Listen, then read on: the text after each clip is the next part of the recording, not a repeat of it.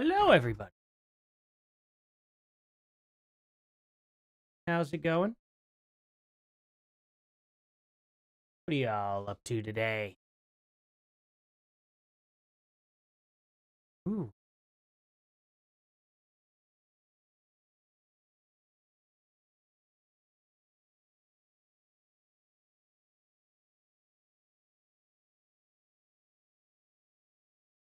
Ooh, alrighty. Think she has a new wig, huh? I got about 30 people in here according to Rumble, but YouTube isn't playing yet. Which is wild. Takes a while, doesn't it? Already for president? First degree, I just nuke all every other country. There we go. Already for president. You still with you proud of what y'all did? You put me in that position. I had no choice. First degree, I'm just nuking all the other countries. We're just starting all over with America. There we go. There we go. What exactly it'll be. We'll nuke every other country, and then all of them magically become America. That is the correct decision. The world of America. Actually, we just rename Earth America. That's what it'll be. What is your planet name? It's America. Oh, man. Candace is going to sit there, and one of these days she'll see my channel, and then she's going to come back and look at this and be like, ah, see? This guy, look at how dangerous he is. He wants to nuke everything. And it's like, hey, look on the bright side. It wouldn't be called Israel. It would just be America. You know, we would get rid of Israel, too, and just everything that's not America. Just rename it all America. Gotta cleanse the world. That's probably what Germany would have done if they would have got a nuke, you know? Scary to think about, isn't it? Reaching all the way to Alaska. Hey, I appreciate it. We won't nuke Alaska. That's the exception. The country of Alaska. There we go. Nah. Obviously, that would be a bad thing. We can't do that. We can't do that. But I know everybody here wants that to happen. Such a stupid premise. Imagine just actually going through with that, something like that. That would suck. I mean, we don't have to imagine it. Iran would have done that for sure. Memphis. Okay, so Memphis isn't safe. We do have to nuke that one. That's the one spot. Could you imagine? Like, the people coming up from Memphis all, like, you know, zombified? Kind of like, they turn into, like, super mutants or something. What show was it? Was it just Fallout? Yeah, Fallout, right? The only Fallouts I've ever played was 3 and 4. After that, well, we all know what happened to Fallout. There's that. That game kind of got destroyed, didn't it? What a bummer, you know? Now, we're going to be going over some Candace Owens here, obviously.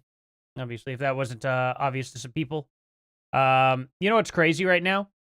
I have 120 people in here, but it says in the same analytics that I only have 94 views. Like, what? Can this thing even math? Math at all? Crazy. Gotta love how, like, YouTube analytics do not ever show you anything correct except for concurrent viewers. Like, for like 24 hours. Ridiculous to a degree. Like, I understand there's probably a lot of processing power, but man, you think that we would be a lot more advanced, you know? It's been like this for what? 7 years? When did YouTube start allowing streaming? Was it 7 years ago? What year could you start streaming? Actually, it was been 8 years now? Wait, why did it autofill? Oh, I see. I said, what year could you start streaming on YouTube? The first time, then. It's telling me 2026 is not a bad time to start if you want to, after accumulating roughly 100 to 200 subscribers. Okay. What year did YouTube introduce streaming? Good Lord. Oh, 2011. Wow. Wow. Okay. That's crazy. I didn't know it was 2011. I am old. 2011 is the year I graduated high school. Isn't that crazy? Nice freeze frame mechanic. Oh, man. We can always find it. Oh, I was going to watch this a little later on, too. Yeah, we'll give him a watch. Why not? And then we're going to go over this, too. This Blake guy. He's pretty mad that Candace has not made him money, I think. Because he's not showing, or he's showing all this other evidence that he's given to Candace, but she hasn't shown any of it yet. And it's pretty evident as to why. We'll get to this probably after. But it's pretty evident why she hasn't shown any of his evidence yet. And the reason being is, well, she wants to stretch this out as long as possible. You know what I mean? I'm a baby. Well, you know, some people are older than me. But hey, you know, I bet I have more gray hairs than you, shockingly. Probably. Depends on how old you are, but my gray hairs, like, you could just see my hairline disappearing. It's not disappearing or receding. I'll never go bald, luckily. I don't have that in my family at all. Anywhere, in any direction of anybody in the history of my family, which is nice and good. So my chances of going bald are super duper low. But my hair is completely turning gray so fast. I will be full-headed gray probably before I turn 38. Just is. It runs in my family. Like, everybody in my everybody on my mom's side of the family grays their hair before they're even 40. Almost completely. It's crazy. We get fully gray-headed, like, very young. So, I say very young. I mean, 33. Is that considered young these days, really? I mean, maybe. I don't know. But anyway, we're gonna go through this guy because he's very, very mad at Candace Owens. Apparently, he's given her a lot of evidence, and she's not using it. And it's probably, well, she's spacing it all out. If I had to give her the benefit of the doubt, that's the nice thing. Otherwise, she doesn't actually believe in the evidence that she's showing. And she doesn't want to, you know, I don't know. I wonder how this guy got this footage, too. I wonder how he got the footage. He's from Texas. Definitely got to be a real person. But he went in there. He's the one who gave Candace this footage here, which is crazy. He's filming all of this, like, with his phone and sending it over to Candace. Pretty wild. I don't know. But he says he's going to release the full video, I guess, maybe. This is an 11-second video. Is he ever going to... He kind of seems nuts. This is officially my first video made in the investigation. Yes, the email was attached to... Went unanswered by Candace until I had the UVU review video. And she called immediately. Huh. I'm going to have to get this guy's angle. He's got so much. He's got so much that he's, like, dropped on Candace Owens. It's pretty wild. This happened just like... Well, this is March 23rd. He's been crying about it for a bit, I think, from what a lot of people have said. Oh, wait, no. This isn't it. This is all today. 9 hours ago. Please send this to an account claims. Okay, yeah. So we're going to go over all of this after the Candace Owens video today here. And we're going to see this person absolutely call out Candace Owens. Apparently, he's her leaker. That's what I had on the YouTube thumbnail earlier. Candace gets, like, slammed by her leaker, and it was just like, that sounds disgusting. And she just so happens to be wearing yellow today. Maybe it would have been good if I did that. It was Candace slammed by her whistleblowers, the current thumbnail, but it was Candace slammed by her leaker. And I don't know. Something about her wearing yellow just didn't seem like the right thing to do. I don't know. Man. Hey, man. Watch you all the time. Great work from Scotland. Thank you so much. Awesome. Thank you. Angus, of course you're from Scotland. That makes a lot of sense. I think I've only heard people named Angus in Scotland. Okay, man, I appreciate it. Help me get, you're Scottish. I'm sure you got an N. Help me get Dankula on this channel. That'd be fun. Oh, man. Well, guys, you ready to listen to some of this psychotic babble? Maybe this time she'll give us real evidence, though, right? Like I said, every single episode. I'm always willing to be wrong. I am always willing to accept that maybe TPUSA did this in cahoots with Israel and all that other stuff. If only Candace would ever provide the evidence. You know what I mean? If she could do that, obviously, I'm not that close-minded, you know? I'm not just going to turn my nose up to it. But man, if she could ever just do it at some point, I'd be very fortunate. But still, she has yet to provide any evidence to back a single claim. And it's really getting annoying, you know? It's really getting annoying. It sucks. Really sucks for her. I don't know. I can't buy into it until she provides proof. Sheila, thank you so much for that. Thank you. I really appreciate it. You guys are way too freaking nice to me. The Explorerman says, I graduated in 1988, so don't feel old. Yeah. Dang. You graduated, yeah, you graduated 4 years before I was, 1998. I thought that said 88. My bad. 98, okay. I was 5 years old when you graduated. Heck yeah. Well, you know, definitely understand that. X is lit AF lately? Kind of. I mean, man, there's a lot going on X, but it's starting to narrow its field. I have to really break through the algorithm to see anything that's not Candace Owens related.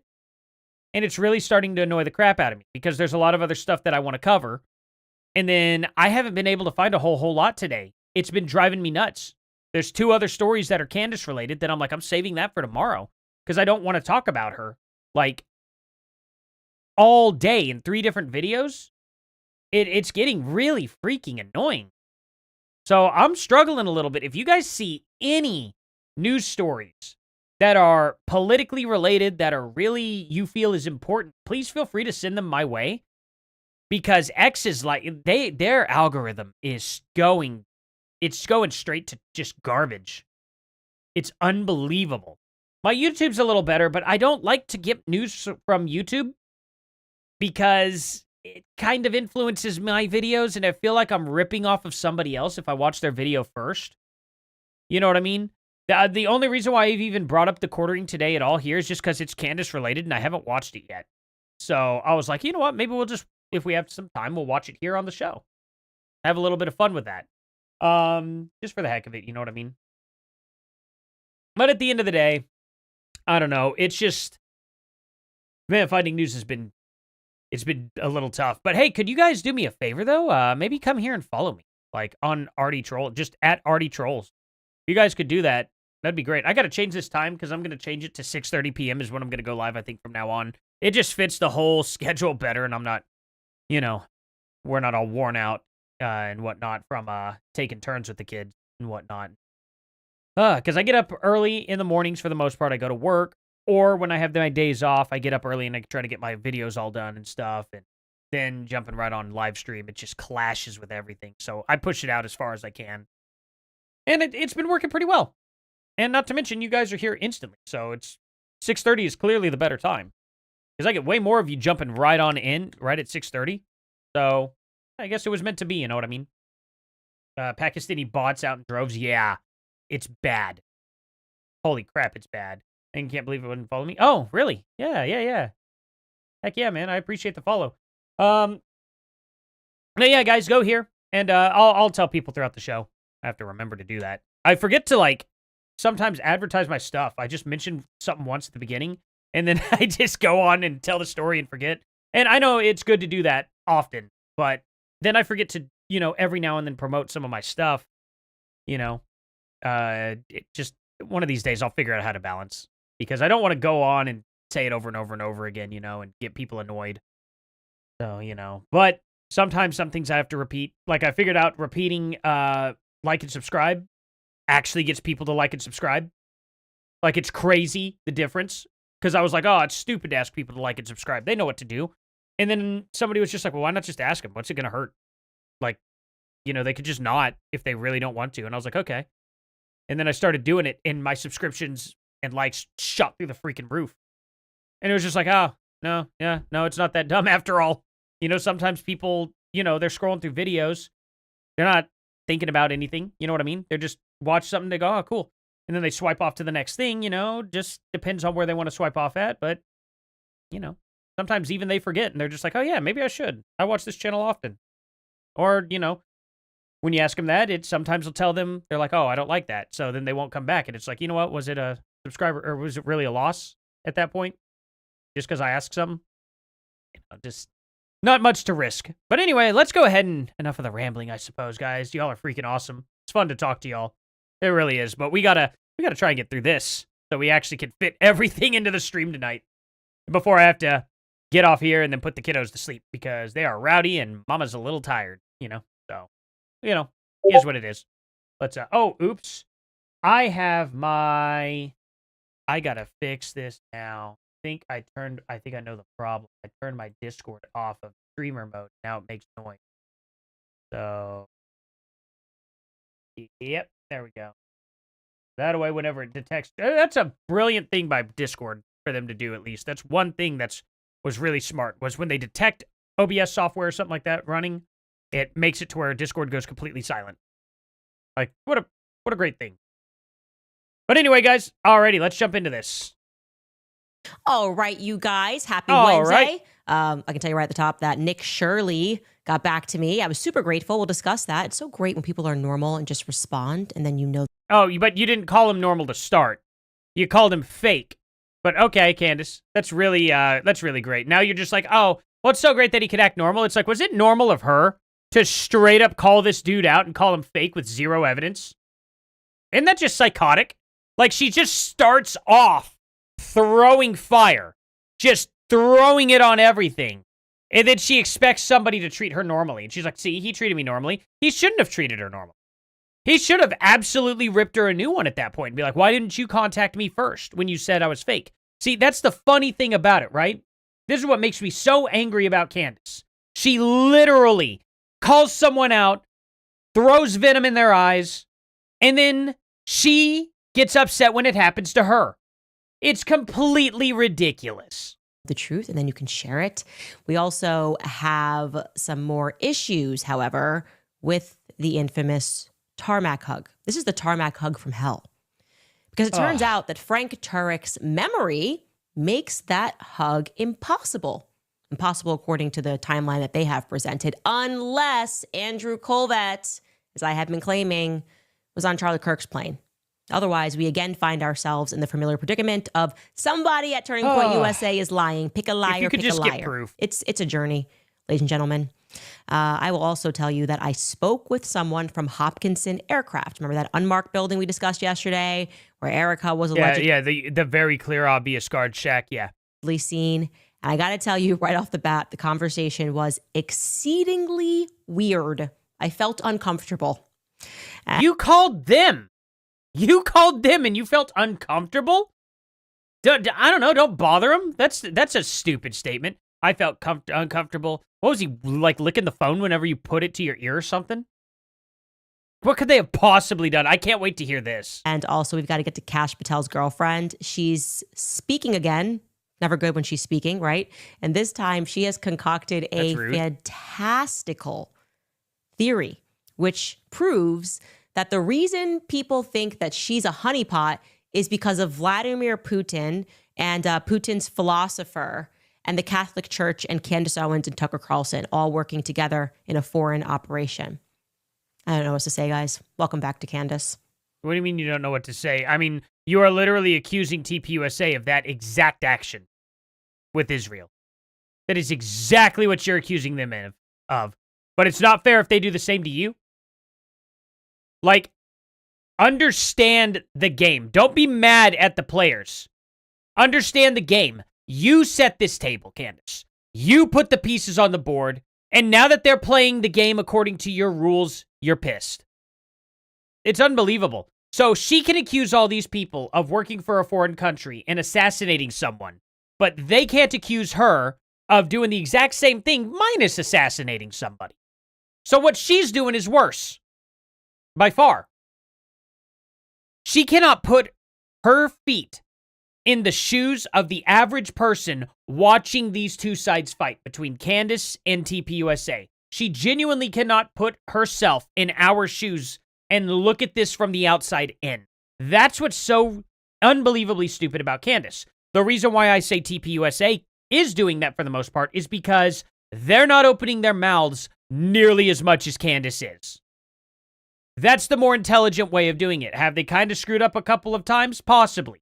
some of the statements that they've made on air might not have been the best look or the best optics for people in general. Now, I'm not saying they were lying or anything, but optics are important if it looks a certain way, okay? I saw the recent video where he was like, oh, they're processing their guilt, and then he kind of freezes up and then says they're trauma, I think it was trauma, right, that he said? Maybe I'll pull up the video. And everyone's like, oh, it's a Freudian slip. And I was like, well, here's the thing. If it was a Freudian slip, I would have absolutely frozen up exactly like Andrew Colvett did.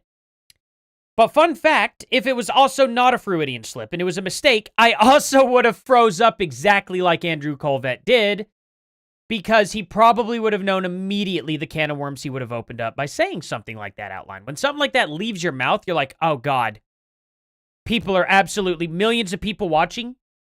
Yeah, how many of them do you think are absolutely going to be like, now, what did you just say? It's going to look suspicious no matter what. Freudian slip? Maybe. Again, I'm not against the idea per se that TPUSA and Israel did this. I'm just saying provide the evidence, provide the proof, and the way Candace has been going on and on and on about this is literally making accusations first, saying they did something evil, and she has not provided a single shred of proof for that at all. I have said things that I didn't want to say, that I thought in my head, don't say that out loud, and then I did on this channel, and I've left them up too, because they weren't anything crazy. But it happens. Now, it's just with basic stuff, saying things that, I don't know, like, if I'm looking at something and I'm talking about, like, oh, I need to go close the window, and I'm looking at my guitar pedal over here or something like that. Yeah, I've said I got to go, close the guitar pedal or something. It's stupid, but it happens. You know what I mean? Sometimes you're thinking of things in your head, comes out. Sometimes I've thought of things like, before I've said it, if I said that would be very funny, but I shouldn't say that out loud. And then it slipped out, and I was like, it was also incredibly rude.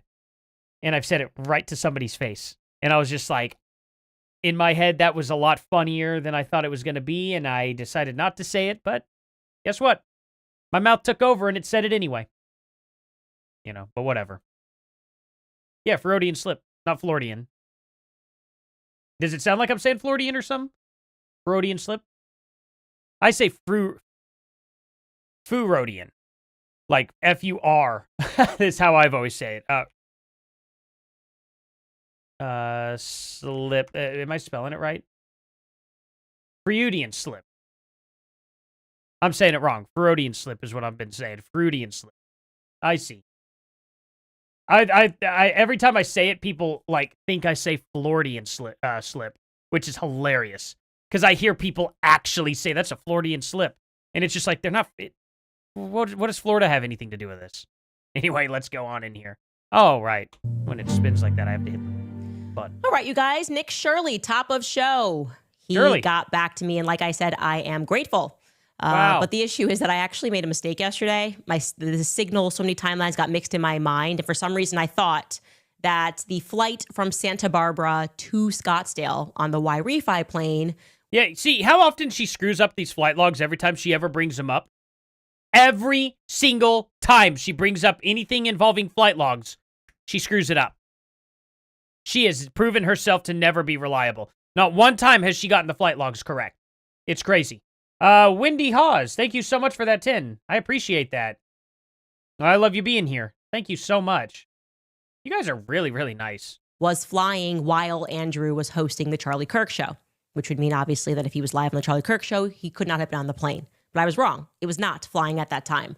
The Charlie Kirk show was hosted in its entirety before that plane took off from Santa Barbara to Scottsdale at 12:28 Mountain Time. Yeah, we kind of said this. We kind of said it could have just been pre-recorded. And what does that matter? I've already went over this, I don't know, what was this, a week or two ago? And I was like, I don't care if it turns out he pre-recorded it so he could go and have a meeting somewhere. Okay. And I've done it many times. I've pre-recorded plenty of stuff. You know what we call it? Premieres. Pre-recorded. Pretty easy. I do that literally every day. I will pre-record 3 videos, and then I put them out at certain times of the day, which I'd like to get them out a little earlier than I have been. I've been getting them out at noon instead of 10 o'clock. I'm definitely aiming for 10 o'clock So it's just one of those things that, you know what I'm saying? It's just silly. I don't know. Maybe it matters, maybe it doesn't. YouTube says it doesn't matter what time I upload at. I tend to disagree. I don't know. I think the early mornings did it better, but man, with my job, getting around the noon o'clock there, been tough. But anyway. And says, what did Andrew say? I missed it. Oh, he went to say that it was like, what, October or late September? He had Candace always looks up. Yeah, well, I don't know if it's, is that what, I don't know. What's psycho eye? Like, she just looks psycho eyes. Like, she's just staring at you like, you know what I mean? But Andrew said late September or early October, he ended up saying something along the lines of like, Erica Kirk was going and processing her grief, but he accidentally said guilt. That's the word, by the way, grief. I don't know why I couldn't think of that earlier. But accidentally said guilt, and he kind of froze up for a second. It was like, yeah, you know. Which, again, sounds crazy suspicious, right? But if I didn't mean to say guilt, and I never thought she was guilty or anything like that, you know what I mean? But if it popped into my head, like, don't say that, sometimes I would slip like that, you know what I mean? So I would have frozen up the same exact way if that slipped out of my mouth. I'd be like, oh, I just said that about the CEO out loud to millions of people, where people already think there's some sort of conspiracy. Could you imagine? Okay.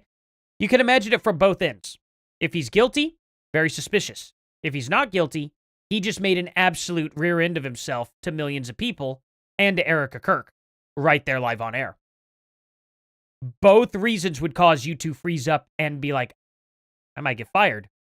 You know what I mean? That's a pretty serious thing to accidentally say. But, hey, maybe it meant something. Maybe it didn't. I'm willing to see it from both sides. You know, get me some proof that it happened, and then it's going to look crazy if he did, you know.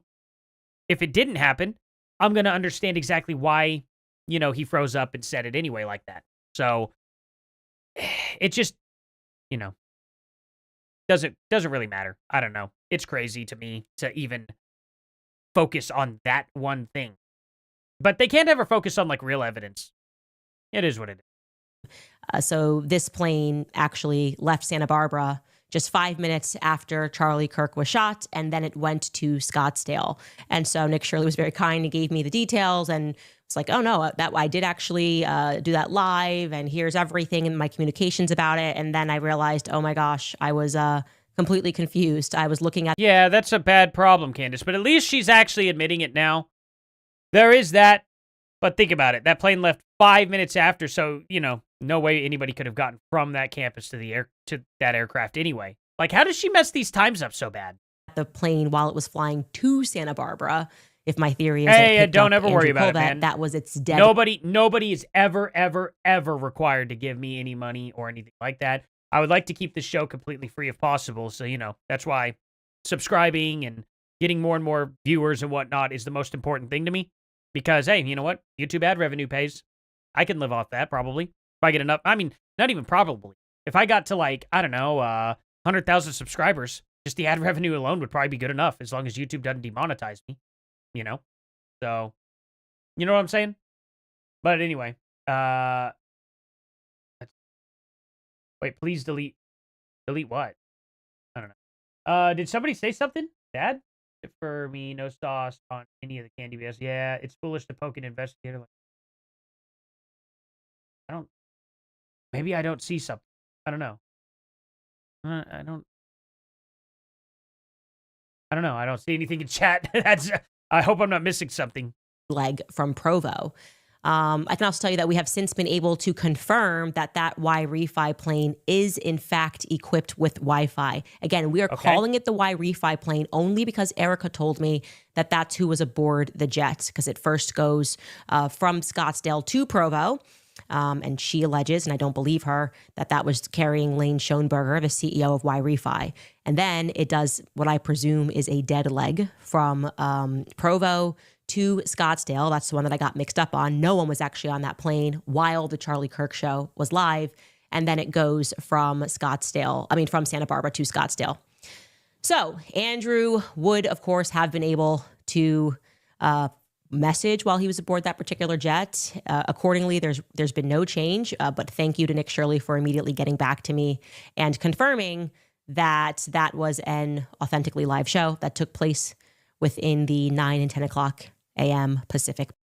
Well, Candace admits this entire first part of the whole episode, how wrong she was about everything that we constantly called her out on.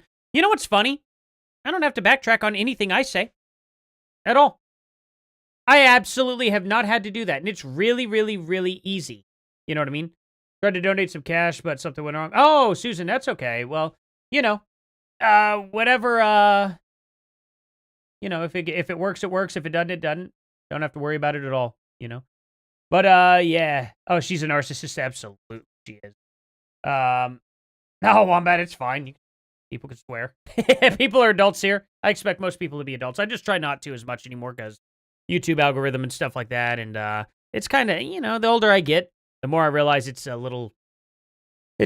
trashy for me to do it, especially often, and I have a habit of not cussing in front of my kids. And I'm like, you know what? If I can't cuss in front of them, then it's probably something I just shouldn't do anyway. You can't do things in front of your kids. Probably better to just not ever do it, but it is what it is. Yeah, this is crazy. It is funny, though. You do have to backtrack when you said Candace would dye her hair blonde. Wait, did I say that? That is funny, though.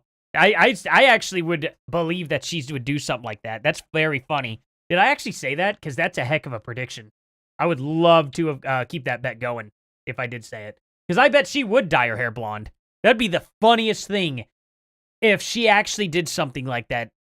It would easily be the funniest thing I've ever seen in my life. Especially if she was wearing this yellow sweater with blonde hair. That would look absolutely hilarious. I hope she does something like that. Just not even for her own sake or anything like that.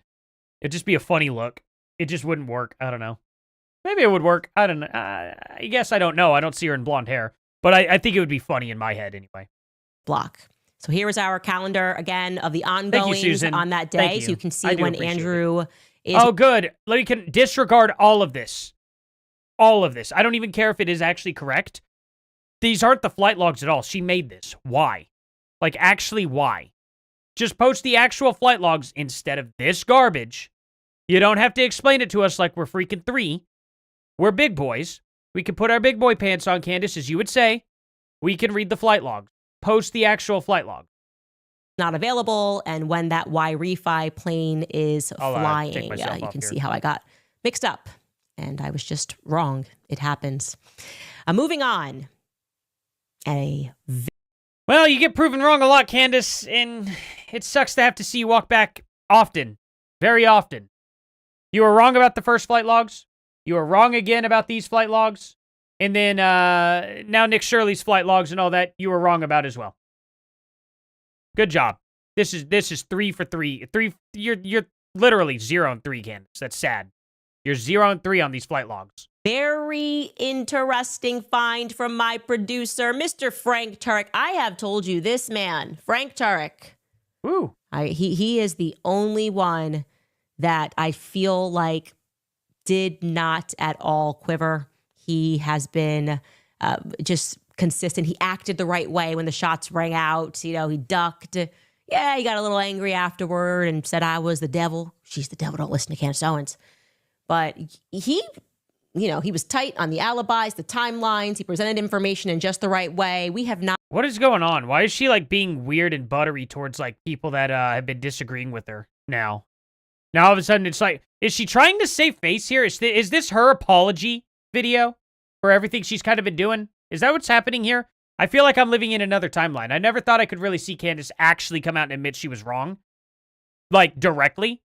It's always usually oh, well, this happened and I can't quite confirm this or something like that. And then she moves on and doesn't talk about it. You know what I mean? This is the most I've ever seen her apologize. Wild. Not been able to catch Frank Turek in any lies, right? Frank Turek hasn't made any mistakes is what I'm saying. Oh, okay. So you're just full of crap. Gotcha. He just hasn't made mistakes yet. But she's waiting. Something that is interesting, though, is he did do a lot of media. He did a lot of the media rounds in the days following the assassination. He said a lot. He said a lot on his own podcast. And I want to remind you that Frank Turek himself is a military guy. Okay. He is a former Navy officer. He also Okay. has Does that make sons him in a the good military, actor? I think in the Air Force and the Navy. Don't quote me on that. It's one or the other. And I mention that only because It was the Air we all Navy. know that military men tend to be extraordinarily precise when it comes to timelines, to time in general. They are reliable when it comes to keeping track of time. It comes with their general business. It's a stereotype that holds true due to their training. Okay. That's why they Okay. even have their own time, military time, right? So it makes it That's interesting not why, Candace. that you're about to hear It's from. not why. It's for radio. Have you ever? She's never worked like a security job or anything, so I guess it's whatever. She's never really had a real job. But no, the reason why it's so stupid. They have military time. It's just simply because when you call it in over a radio, you don't get confused. There's a reason why we have our the whatever alphabet, the whatever you call it, Alpha, Bravo, Delta, Charlie, all that. Alpha, Bravo, Charlie, Delta, Echo, all that stuff. It's because it's really kind of hard to understand people over a radio. So we use the phonetical alphabet there. Is it phonetic? Is that what they call it? The phonetical alphabet or something, whatever it is. And yeah, it's just so you speak very, very, very clearly. Now, I haven't done security in 4 years now, so it's one of those things where I don't remember a single thing about really much of it because I don't practice it, and practice always makes you remember. If you feel bad about forgetting something after like a couple years, you really don't worry about it at all. It's just because you haven't been doing it. You know what I mean? It's not a memory issue. Otherwise, I'd be a garbage guitar player. I wouldn't be able to play a lick because I've gone a little while without playing, but still managed to pick it right back up from where I left off because decades of practice, or not decades. I guess I've only been playing 14 years. 14 years? No, I'm so dumb. It's been 21 years. My bad. It has been decades. Oh man, I've literally not even kept track. Holy crap, it's been 21 years. My guitar playing is old enough to drink. That scares me. You have no idea. It feels like yesterday. I had the best guitar teacher ever. We had a lot of fun. And those are just memories I'll always hold on to. But yeah, anyway, that's not why you have military time. It's all that to say, it's literally just so you can understand each other on the radio. Frank approximate what the exact or ish time was that Erica Kirk arrived at the hospital. Take a listen to what he had to say. And then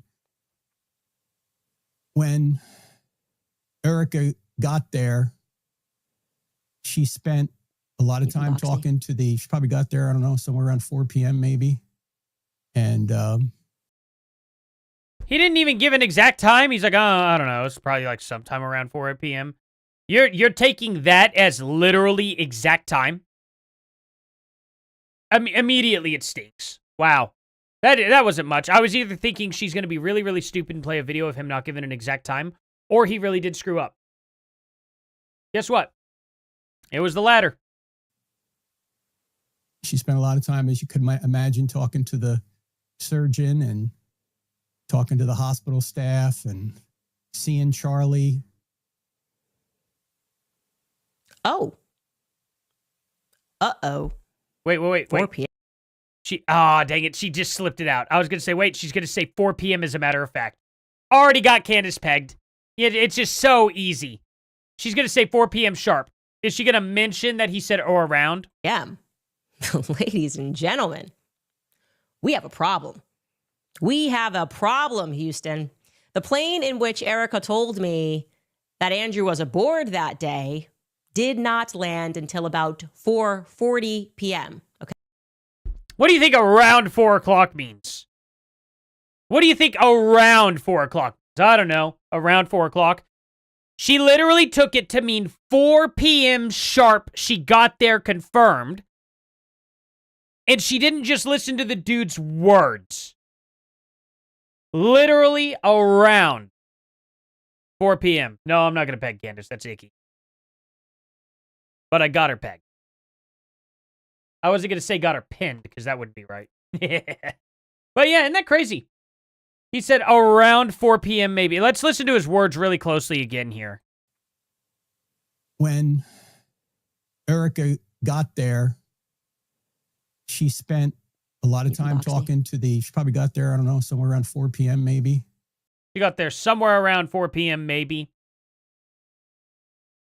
somewhere around 4 p.m., maybe. Every one of those qualifiers is literally adding more and more doubt to the exact time she was there. And then Candace literally goes on to say 4 p.m. sharp.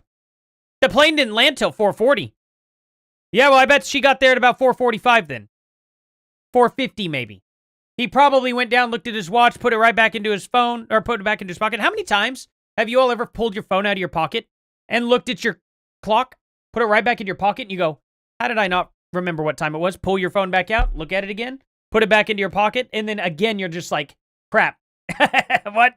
You know what I'm saying? Everybody has done that at least once in their life, I think. Has pulled their phone out, looked at the clock, put it right back in their pocket, and then just could not remember what time it said. Happens often. Anyway, the audio stream's current bitrate is 0, is lower than recommended bitrate. Hey, do I sound good? Do I sound bad to any? Well, that's just... I hope I didn't blow you guys' eardrums out with that. That doubled my voice up quickly. Interesting. But anyway, you're already triggered. I thought this was going to be about the leaker. I can't stand watching her. Oh, the leaker's coming up next. It's over here. So we'll be getting to that. I'm saving it for the middle of the show. Figured I'd sandwich it between that and quartering video. So, okay, I do sound fine. Okay, so YouTube is just like actually just glitching out as it does with Rumble. All right, cool. And she spent a lot of time, as you could imagine, talking to the surgeon and talking to the hospital staff and seeing Charlie. Oh. Uh-oh. 4 p.m. Yeah. Ladies and gentlemen. 4 p.m. sharp. We have a problem. We have a problem, Houston. The We plane have in which a Erica problem. told me that Andrew was aboard that day did not land until about 4:40 p.m. Okay? So if indeed Erica was available to plug it in on console this side. Andrew and to meet Andrew on the runway when he landed, there is no way in hell she would have been at the hospital even before 5 p.m. Because even with absolutely zero traffic at all, it takes 20 minutes. If you were just flying from point A to point B, it would take you 20 minutes to get from the... Okay. Well, then let's say it did. He didn't say it took place at 4 p.m. exactly. He said it was somewhere around 4 p.m. And he's going off of memory on this. Okay. He wasn't that far off from 6 months ago, having a memory of like, oh, around 4 p.m. Okay. Could it have been about an hour later? Yeah, it could be. Because, I don't know, it happened 6 months ago, and I wasn't exactly worried about the clock at that point in time. I wasn't keeping track of 401, 402, 403. His friend just passed away. Like, for real? You really think that's appropriate, Candace? That he would have remembered exact time? He didn't even give an exact time. Provo What a psycho. Airport to Timpanogos Hospital. Okay. Now, by the time you account for the landing, the taxiing, deplaning, deboarding, the tarmac breakdown, the hysterics, the cry, then moving into your cars, and then driving from the airport amidst a... Keep in mind, too, daylight savings time just ended. So imagine what it would have felt like at the time in September, where the sun would have been, versus what we just experienced from the past, 3.5 months, 4 months of daylight savings time where the clock was rolled back.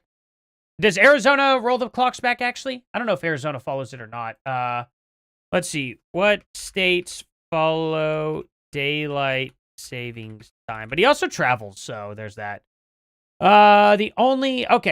Hawaii and most of Arizona does not observe daylight savings time. Why does a portion of Arizona, at all do it? The Navajo Nation in Arizona does observe daylight savings time. Why? Why? I want daylight savings time to disappear forever. Forever. I hate it. I can't stand it. I don't like it at all, especially with kids. Sucks with kids. Because guess what? Daylight savings time completely screws up there. Because the kids, they don't know how to read time yet. Okay?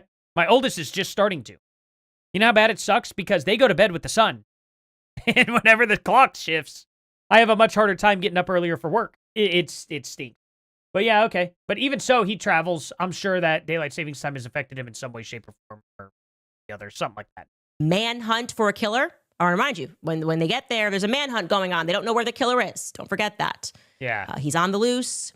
You got the SWAT teams. Okay. You got bomb dogs. You got local He doesn't know any of police this yet. forces. The feds are crawling all over. I would say you are looking at, even if you have a police escort, 5:15 p.m. the earliest that they would have arrived at the hospital. Okay, great. Okay. Cool. Which, yeah, that's a Yeah, problem. I believe it too. Okay.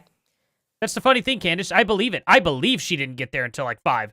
I believe it's possible she didn't get there till 5:30. But if you're telling me that you want the dude to know the exact time she walked into those hospital doors from 6 months ago, and the fact that he was within an hour of it, come on. Ridiculous, Candace. Frank Turek, I will say this, did not get that wrong.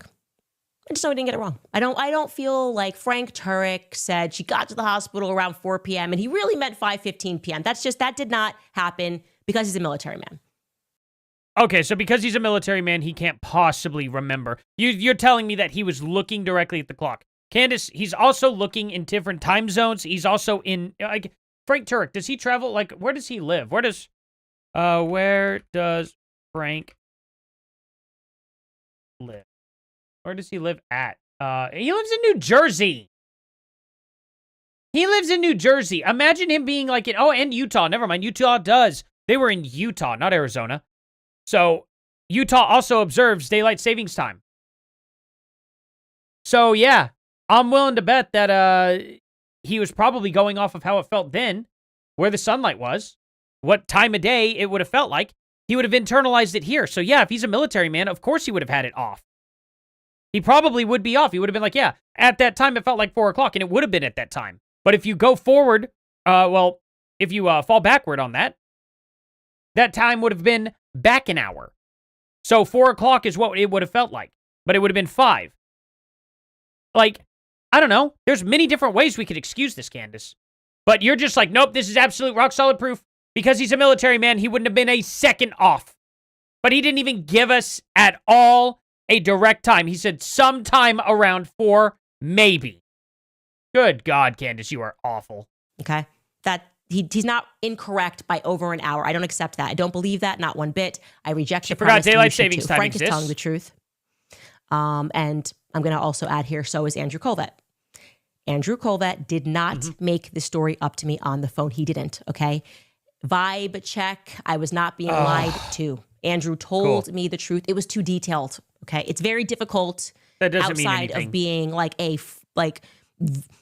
high intellectual. That's not how you check for lies, Candace. That's just not. Like, it's all opinionated at the end of the day. Psychopath. Proof. To be able to just go into Only thing that fixes any kind of lies is actual proof. very precise details about how you were feeling on the plane, how it was pent up, how the emotions were. And then when you saw the first person, when the doors opened, because you had no one to talk to, when you saw Erica and you quote unquote boo-hoo cried, Andrew did not make that up. That was real. Okay. He and I were having a real moment when he described that. He and Erica hugged on the tarmac. This hug will never go away. All right. Never go away. Cool. So how do we make these 2 points, which I believe are true? I think Frank Turek is telling the truth. Erica arrived at 4 o'clock p.m.-ish at the hospital. And Andrew Colvett told the truth that he hugged her, that she was there to greet him. How do we make both of these points true aboard our available private planes that came in on that day? Oh, I have You can't even think. Wow. an idea. It's been my idea all week. Welcome to the Candace Show. We just have to assume that my memory was correct. Why would I ever assume anything, Candace? That's stupid. That Erica, therefore, flew in earlier than Andrew aboard a plane. I cannot confirm which plane that is yet, but I will. I'll find out. I'm going to find out, Erica. Okay, go ahead, try.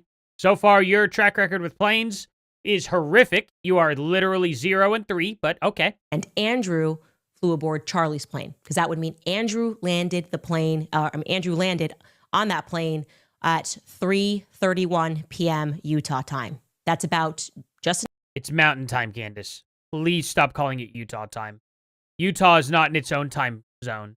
enough time for everybody to crowd around at the airport, have a little cry, And then you're going to arrive. You got 20 It's minutes. kind of a threat, police yeah. escort. I'm assuming there's a police escort at around 4 p.m. at the airport, which is at the hospital, which is 20 minutes away. Okay. That would mean, again, this is crucial, that Erica was on an earlier flight. So the question that we now face is which one? Okay. There are too many inconsistencies in the story. The tarmac hug happened. Just accept it as a fact. Andrew was not lying to me. And also, by the way, I will say this. I'm sure it did happen. I'm sure they got there at like 5:15 or 5:30. I think that's fine, Candace. The guy literally was going off of the position of the sun. He did not account for daylight savings time. And he's also from New Jersey, so the position of the sun is definitely going to be a little bit different. Down south, the sun positioning gets a little different down south. You get a little bit more over at the top of your head the further south you go. East to west, I don't know if that matters nearly as much. I think the sun positioning stays as long as you're on that line. But when you move south, the sun comes up over your head just a little bit more. So, I don't know, Candace. It depends on the time of year. You can't predict that. Like, these guys aren't people who go, okay, I adjust my time based on the tilt of the earth and where the positioning of the tilt of the earth is.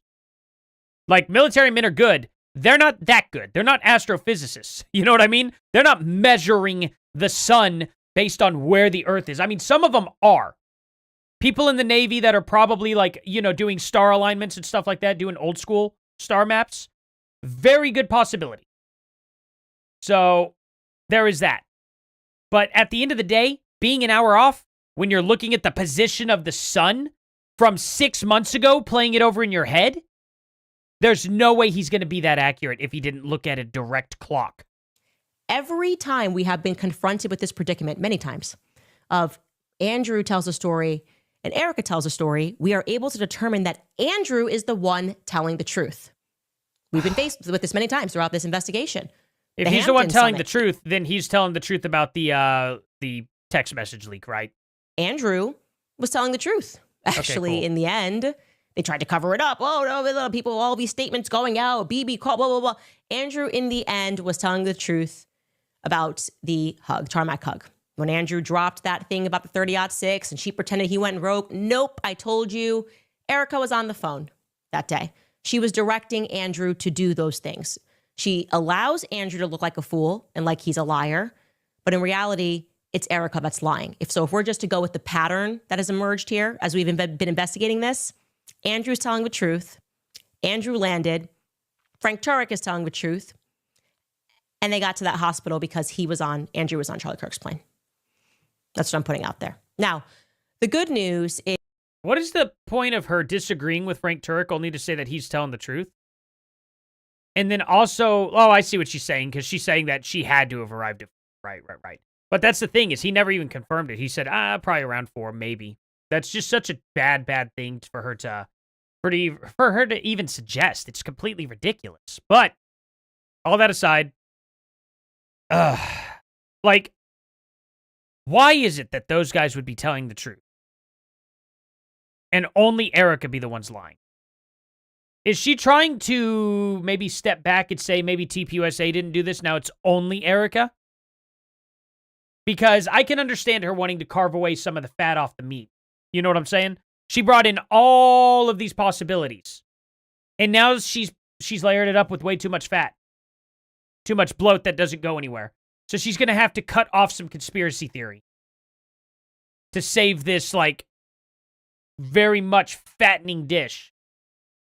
The meat's disappearing. The meat, it looked like a big, beautiful, pork butt that was pulled out of a smoker. You know what I mean? Actually, that's a bad idea because you want a lot of fat on that. Never mind.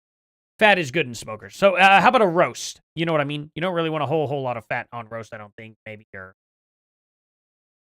steak. We're going to go with steak. You know what I mean? It looked like a big, beautiful, done steak. And then the moment you poked into the crust of it with the seasoning, you found out it was just a big old layer of fat. See what I'm saying? And you keep cutting away until the meat is like that and she can't really connect much anymore. And then once this final piece falls off, once the very final piece of fat comes off of this meat, I'm pretty sure it's going to reach an absolute dead end, which is probably why she needs this jury to be a hung jury. You know what I mean? Do a FOIA request for the police escort records. She needs to. I don't have the money to be doing that. I'd have to get an attorney and stuff like that. But she's the one who's supposedly doing all this investigation, yet she won't get any hard evidence. It's weird. Is that we can now fill in some more particular details Nick's about awesome. what happened on September 10th, beginning with what happened in Arizona at the TPUSA offices. And this time it is thanks to Elizabeth Kravchuk McCoy. That's her maiden name, Kravchuk McCoy, our Ukrainian. Yeah, a lot going on with her family, her background. I don't like it at all. I will say that. I hate how she prefaces that and is so snarky about it. Curtis Wisser? I'm not sure how to do your last name with the 5 in there. But Curtis, thank you so much. She keeps mispronouncing words. She's always saying investigating when she means inventing. Yeah, absolutely, man. Good call out on that one. Oh, I love it. Thank you so much for that, man. I appreciate it. Don't like her. Elizabeth, what we can confirm was she was certainly at Turning Point USA's offices when the shot rang out. It was 12:23 p.m. Mountain Standard Time when the shot rang out. Oh, hey, she did it right that time. Good job. Not Utah time. That's so good, Candace. As we now know, even though this was something they all kind of hid, nobody knows why, she was actually the first person that was called. So much for Frank saying that Charlie trained him. If anything happens, call Erica, first thing, walk away. That's why he walked away. Then we find out, like, he called his wife.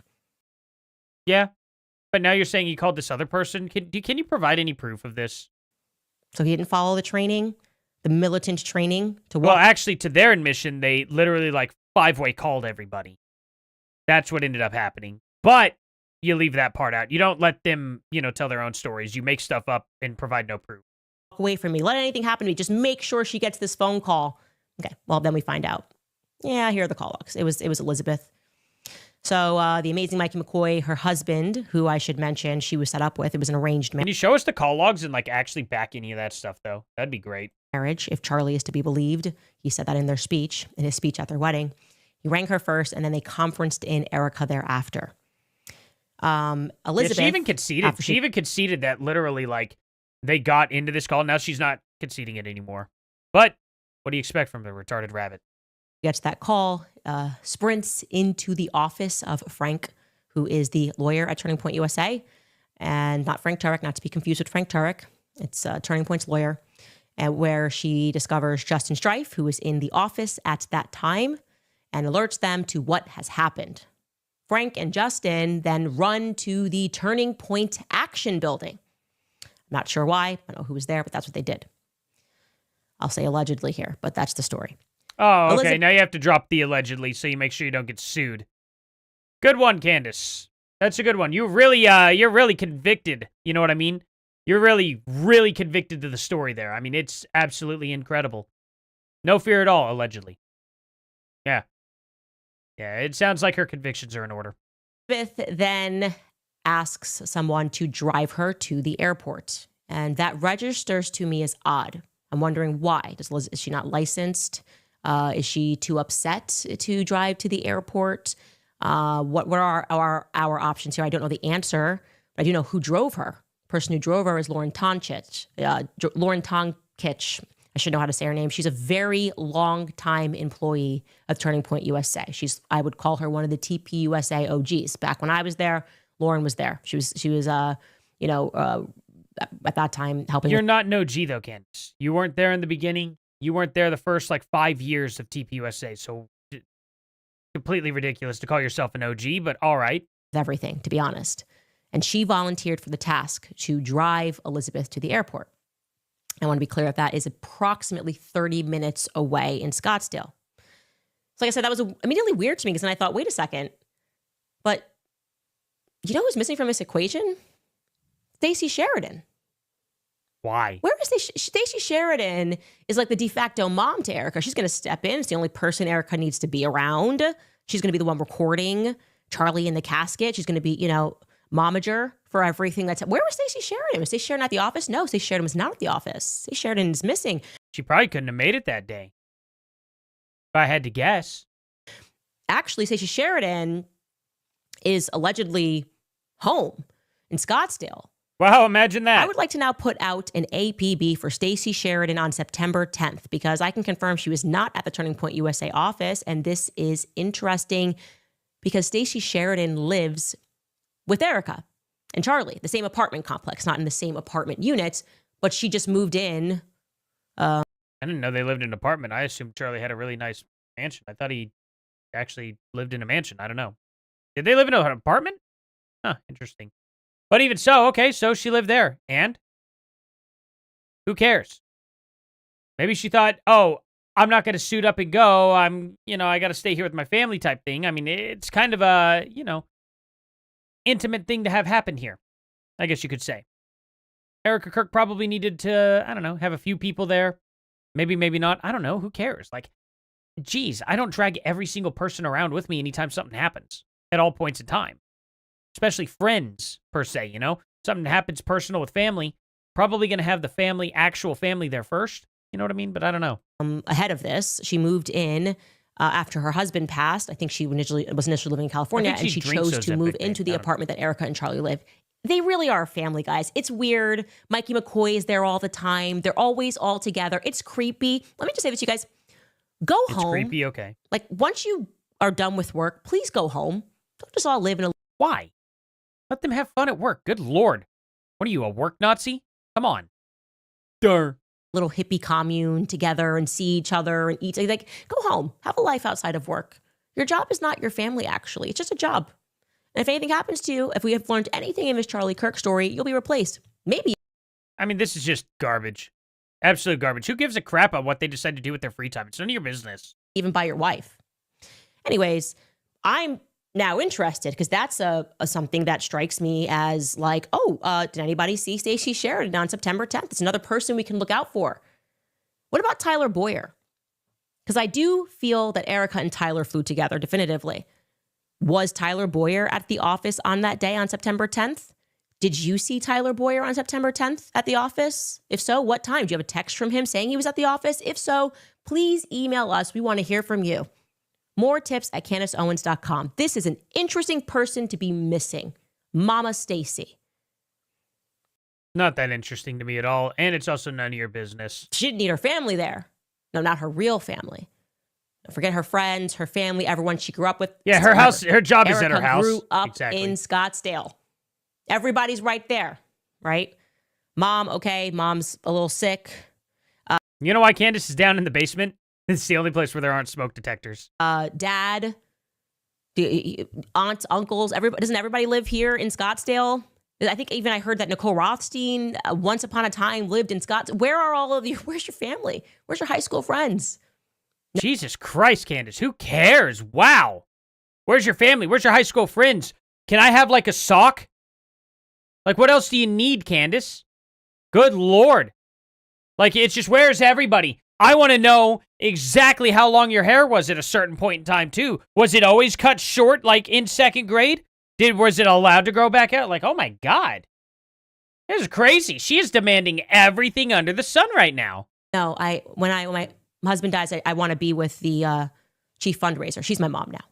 Okay, Erica. I don't believe that. I don't believe it at all. You're a very shady person. I don't care about your What happens next, this is Elizabeth McCoy's alleged narrative, is that she then receives a phone call. She's at the airport. She receives the phone call that Charlie did not make it. Where's idiot Candace's kids? You know what I mean? I don't know. As far as I'm concerned, they don't really exist. Man, this is, my headphones are actually going out.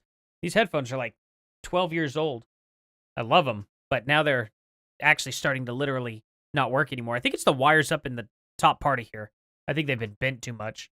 She alleges that for whatever reason, she beats Erica to the airport, which is remarkable to me, given how maybe close she had a better plane. Erica and Stacey live to the airport. How close the alleged appointment that she says her mother had that day. She was with her mom. And I'm going to debunk that in a future episode, probably tomorrow. Erica's very close. Where's Erica at this time? Why has nobody seen Erica or Stacey during all of this? A lot of action is happening. But Elizabeth tells people that she had to break the news to Erica that Charlie was gone. She's the one that told Erica when Erica gets to the airport. Oh my God. And- Is this just the like Candace talk show at this point? Like, can we have, I'm going to just like kind of scan down here. Do we ever get any documents, anything? You got Joe Rogan. I have a feeling there's a picture, so maybe Kash Patel comes up or something. Alexis Wilkins Twitter rant. Oh, okay, so she goes over this. She gets absolutely no evidence for anything here that she shows throughout the rest of this episode. Absolutely nothing. The closest thing ever, she posted her own little timeline that she created on the flight logs that she got wrong, and she had to admit that she got wrong. But she still posted a timeline that she created. That's it. This is insane. Yeah, I might have to play this at 2x speed. This is crazy. She's inside. I'll try to just not pause at this point. Or this I don't know. FBO that Charlie was gone and Erica collapses and screams. Now, there's a lot up wrong here. with that story. We don't need to nitpick. Dang It's it. Turning Point USA. Okay, you don't need to take anything they say as fact. It's just another Turning Point USA narrative. Of course, right off the bat, Erica told me that the doctor called her directly and informed her that Charlie was dead, and that seems much more appropriate to me. But like I said, there's no two stories that are all the same at Turning Point USA.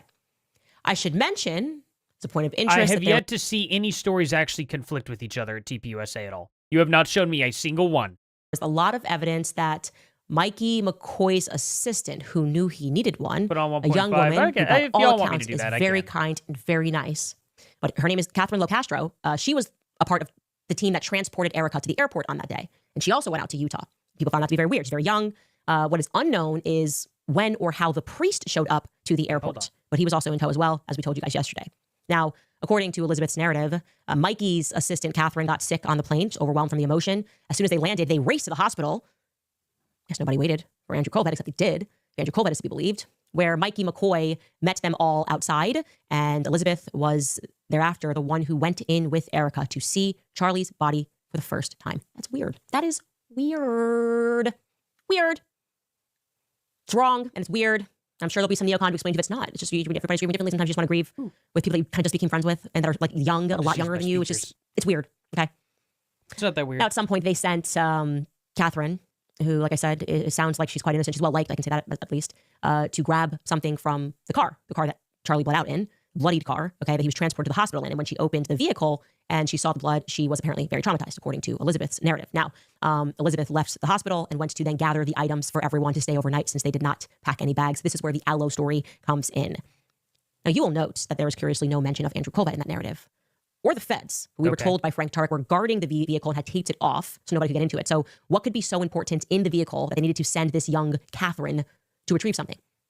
Charlie wasn't traveling with the bag. He had a private plane. If he had a bag, he would have left it in the plane. He wasn't planning on staying there that night. He didn't pack anything. I've traveled with him many times. We'd had his phone and gum, water. I'm just leaving that as an open-ended question. I don't know. There was a thing in the floorboard of that vehicle that looked like they had smashed, and that's why all those black pieces were all over the floorboard only. It looked like there was something in that bag that they had purchased. It could have been like a video game system or something. Who knows? Maybe he bought himself a Nintendo Switch. Maybe he wanted it for the hotel room. I don't. Who knows, right? I have no idea. It looked like shoes to me that were actually all cut up. But, I don't know. What could it be, Candace? What could have been so important that they had to go back to a car? I don't know. You never, ever have that happen, ever? Like, for real? Has anybody never had to go back to their car to grab something before? Isn't that a little strange?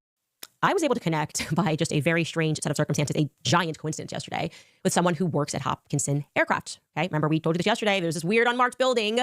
Looks weird.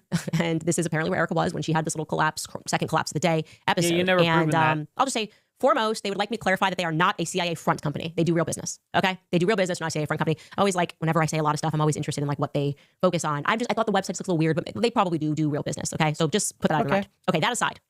It was weird. Very, very weird. Basically, it just so happened that after I go off air yesterday, I have a conversation with a friend in Scottsdale, a friend of mine who I trust, and the person, I hang up the phone with them, and they're like, I have a dinner. I got to run dinner. It turns out that he was going to dinner with somebody who works for Hopkinson Aircraft. I can't even figure out how that happened. The chances of it happening are slim to none. I woke up this morning, I had a text from him, which was like, hey, first you mentioned on your show and sent me a photo. You got to connect with him. He doesn't even know Erica. Yeah, he was there when she got the news that Charlie was dead, but saw her at the airport, whatever. But that was just kind of a coincidence. I'm like, what a weird coincidence. But he's got a lot of good details and you should call him. I'm like, okay. So I'm calling thinking maybe there's an off chance that what we missed here was he just saw her out of the window. Maybe she got the news in a parking fast? lot. Maybe Yeah, I could slow it down a bit. Well, maybe 1.5 is a little too fast. Let's do 1.25. she collapsed in 2 parking lots that day. One was at the airport. Good to have the confirmation that this person also told this didn't know that we have this friend in common, that he saw Erica at the airport. Get on the phone with this guy, thinking he's going to be like, oh, yeah, I saw her at the airport. Because if you don't know her, who cares, right? That's where she's supposed to be. You would just be confirming her alibi, right? Yeah. Clammed up, super weird, effectively said, I will not confirm or deny. That's, to sum it all up, it was like, Did you record it? Like, what do you mean we'll confirm or deny? Like, did you record it? And do you have any evidence of this? Did he say something like, I can't confirm and deny it because I don't know? I didn't see her? Could there be any kind of missing context? See, this is why you really should just record it, Candace, and then play it for us. You literally do not have to, like, have his name or anything. You could bleep out any private information. You could be like, hey, there's a guy I talked to. He said this. You could even put, like, a voice changer on him. I wouldn't mind. But I would like to know exactly what he said. I don't need you to paraphrase for me, Candace. Gins, 75. Thank you so much. Thank you for that. I really appreciate it. Thank you for being here. You guys are amazing. Let's see here. But I don't know. What do you guys think about all this? Weird, right? Like, I don't know. She never does have any evidence of what she claims. did you see her? Did you not see her? Did you, like, what do we say? No, I don't know. I'm like, okay, did you tell people that you saw her? But I could either confirm or deny. I don't talk about things. And it just made me feel really uncomfortable. Again, there would be nothing wrong with seeing Erica where she's supposed to be. Yeah, I need to make my rebuttals twice as fast. Just like, yeah. That's funny. I should just... What about Ben Shapiro's speed? I think this is about Ben Shapiro's speed, right? Yeah, that's where she's supposed to be, right? Yeah, I saw her. Didn't have a conversation, but just happened to see her. And then I'm like, okay, so now you're saying, like, multiple people are lying here. And did you tell people this?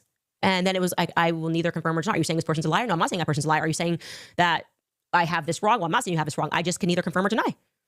It's like, I don't have you, like, this isn't a court hearing. I'm just trying to figure out what happened on that day.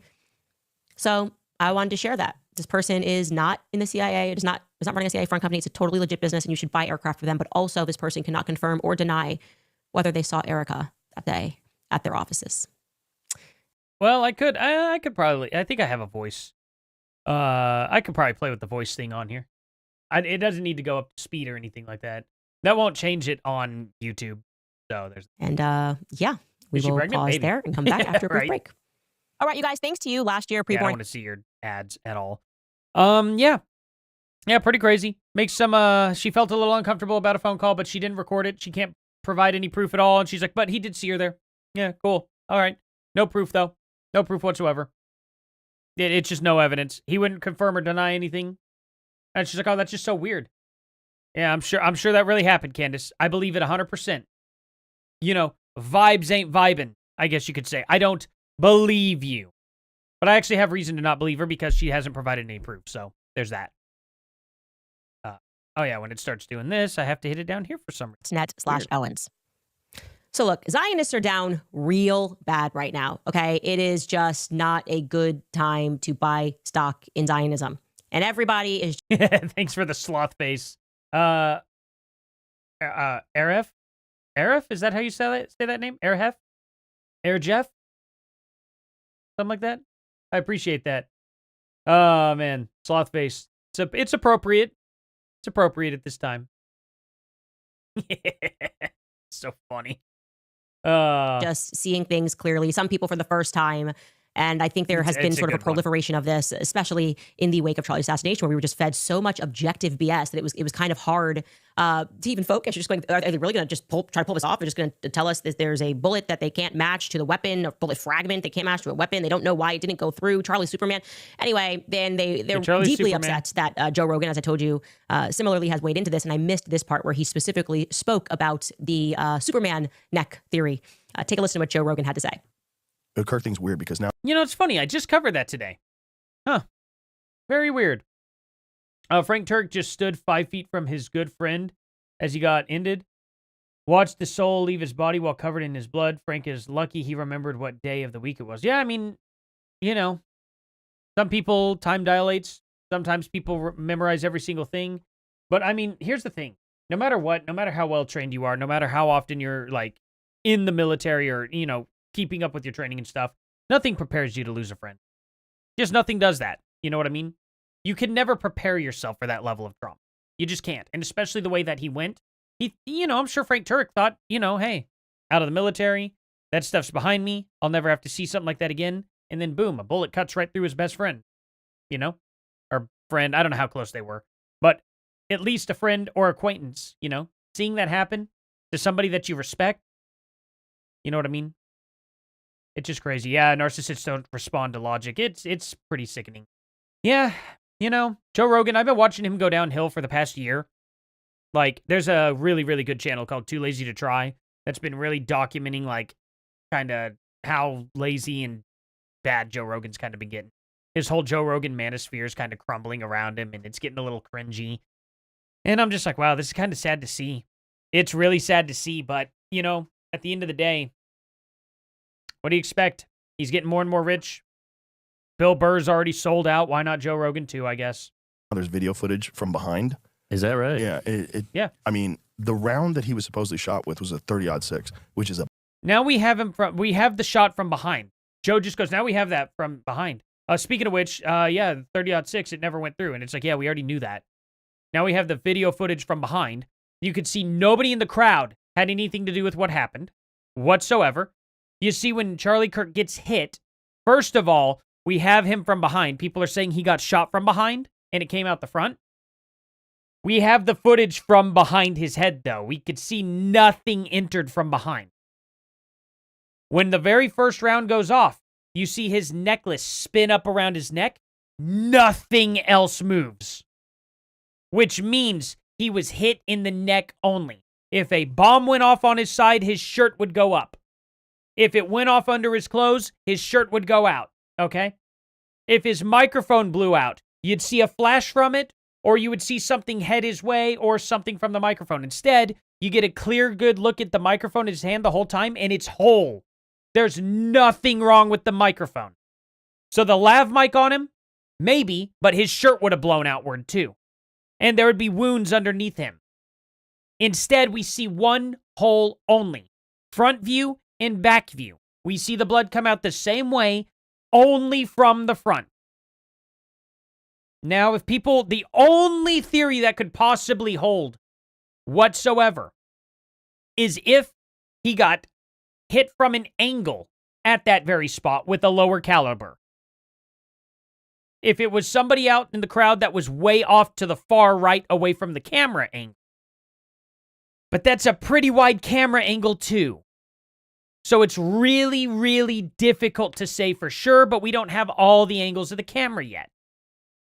That being said, the angle of the shot was from way up above. I have not seen one single person take that shot, period, while trying to debunk this. I've seen people shoot iron. They claim was low-grade steel, and it's like, okay, it's iron. You can see how soft it is. You can see how rusted up it is and stuff, whatever. Call it what it is. Second of all, they're using the most powerful round possible to punch through that metal. Not crazy, obviously. He may have used a way, way, way lighter grain round. May have used a hollow point round too. We don't know. But the problem is the angle is so high up, which means at closer range, 150 yards, he's shooting down at an angle. When it hits something straight on at an angle, it's going to do that. Just saying. And if it deflects down and takes out vertebrae, several vertebrae, then it's not coming back out of the body. Just not going to do that. So it's unbelievable. But he just says this out loud and he doesn't mention any of this stuff. He just goes, oh yeah, now we got the footage from behind, but somehow, doesn't make sense with the 30-06. But doesn't give any other explanation. Big round. That's a round that you kill a moose with. Uh-huh. And it doesn't even have an exit wound. Right. It don't make no sense. It makes zero sense. Well, you hear about this Joe Kent. Yeah. Yeah, they told him not to research or investigate. Yes. So what? They told somebody who's not allowed to investigate things like this of this matter to not investigate. Wow. Shocking. Usually it's left for the police and the FBI to investigate, not for the defense against, the counterterrorism guy. Like, why would he be involved? Unless there was an act of terror involved, which, not an act of terror, it's assassination, two different things. What's up with that? He said that they were told to stop their investigation Yeah. and that they were going to And handle bullet it. ricochets And he are just dangerous. resigned. And meanwhile, have they handled it? Like, we haven't seen that guy, the guy who loves furries, who supposedly killed Charlie Kirk, Tyler Robinson. Yeah, Yeah, we haven't seen him talk. No. He hasn't. We got all the Discord logs. He talked to a lot of people after he did it. All of his friends confirm it. Said he did it. He hasn't said he didn't do it. There's no like independent video of him talking about it. Yeah. And then there was footage of him like at a What was his parents going to do? Pull out a phone and start recording him when he confessed to him? yogurt shop, Right. like way across town, like 20 minutes later. The whole thing is like super sus. It just is objectively super sus. And apparently now they're at the phase where they're angry at people for noticing. And the craziest thing that you will read today is what I don't care if you guys notice at all. You could feel like it's sus. That's fine. The trial will probably make light of it. If it's very sus, I'm sure the defense team is going to have a field day, right? I don't understand the problem. And I don't care that, these people believe in conspiracy theories at all. I'm just saying, when they come out and they show video proof, they're like, we want the video behind him. We want the video behind him. Comes out, shows absolutely nothing. In fact, it proves them wrong. And then they're running with this like this is some sort of like, this is the missing link, and they can't show anything with it. So if you guys want to believe in fantasy, it's fine. But don't go around saying that TPUSA betrayed Charlie Kirk and Erica Kirk betrayed Charlie Kirk without having proof. Don't make matter of facts. You don't have to. You can believe in a conspiracy theory and be like, hey, some of this stuff isn't adding up for me. And it's like, yeah, that's okay. Well, TPUSA is guilty. Oh, okay. Well, now, how did you come to that conclusion? That's crazy. Now, if they wanted to say, I believe TPUSA did this, okay, well, fine. That's fine. Just preface it with you believe. Don't say they did. Don't make it a matter of fact. State that you believe it. That's fine to do. I'm not going to get on to anybody. I actually am just going to see this as Kash Patel's revenge. I think when Kash Patel went It's in 5 minutes to the across town, 20 minutes FBI, later. there was kind of Exactly. this idea he was going to right the wrongs and make sure that he took down the deep state, and then he just fumbled every plausible ball, right? I mean, you had Actually, let me Pam see. Bondi and him, the Epstein files. I'm gonna look First, this up. the first thing that happened, obviously, would be the biggest thing with Trump saying, what Epstein files? Are we still talking about the Epstein files? And then the Charlie Kirk assassination. We're going, wait, Charlie Kirk literally helped all of you guys get into power. Are you really letting it go down like this? Like this is, we are looking Dairy at the deep Queen. state. Not a And I yogurt think he's shop. now seeking his revenge on people who he feels have thus far are, I guess, guilty of ruining his reputation as a professional. And he's doing it via his girlfriend, okay? The young woman that he once referred to in a real tweet as a country music sensation. Most embarrassing thing that's ever happened. Like, should have immediately had to resign. If this was like Russia, he would have just disappeared, I think, in general. And yeah, he was, just to give you an update, he was flying this girl on, flying to see her on the FBI plane, going to see her in Tennessee. He has also sent a police force to protect her. Like, where I think, are we paying for that? Is this like our tax dollars are going to protect his country music singing young thing? She's definitely got a government security detail, and her name is Alexis Wilkins, in case you're not familiar with her. And people have been suspecting that she's a honeypot and that he's an unserious human being. Well, is she a Especially, like I said, given the Charlie Any proof? investigation. Well, Alexis was deeply upset by the honeypot allegations, so much so that she began suing content creators and claiming that it harmed her professionally. Professionally, she's like sings the opening at Turning Point USA events. Like, that's what she does. I don't see how that could have harmed her professionally. You should go listen to her music. We can't play it here because we'll get hit. That's what happened last time. But she's not that talented, is what I would say. And that's putting it mildly. She's definitely not what I would refer to as a sensation. But that's not all she's done. She's not that talented, but I'm going to praise a guy who can't even play an instrument. Oh, that's so cool, Candace. Kanye West, can he even play an instrument? Is he even versed in musical theory whatsoever? But you're going to trash somebody else who actually somewhat is. Probably quite a bit more than Kanye. That's intelligent. Okay. So apparently, for them to maybe they're exacting their revenge together. For the last few months, she's claiming that she began building a program or a data set to determine how anyone could think that she's a honeypot. Now, the obvious answer is because they have eyes, right? They suspect it because they have eyes.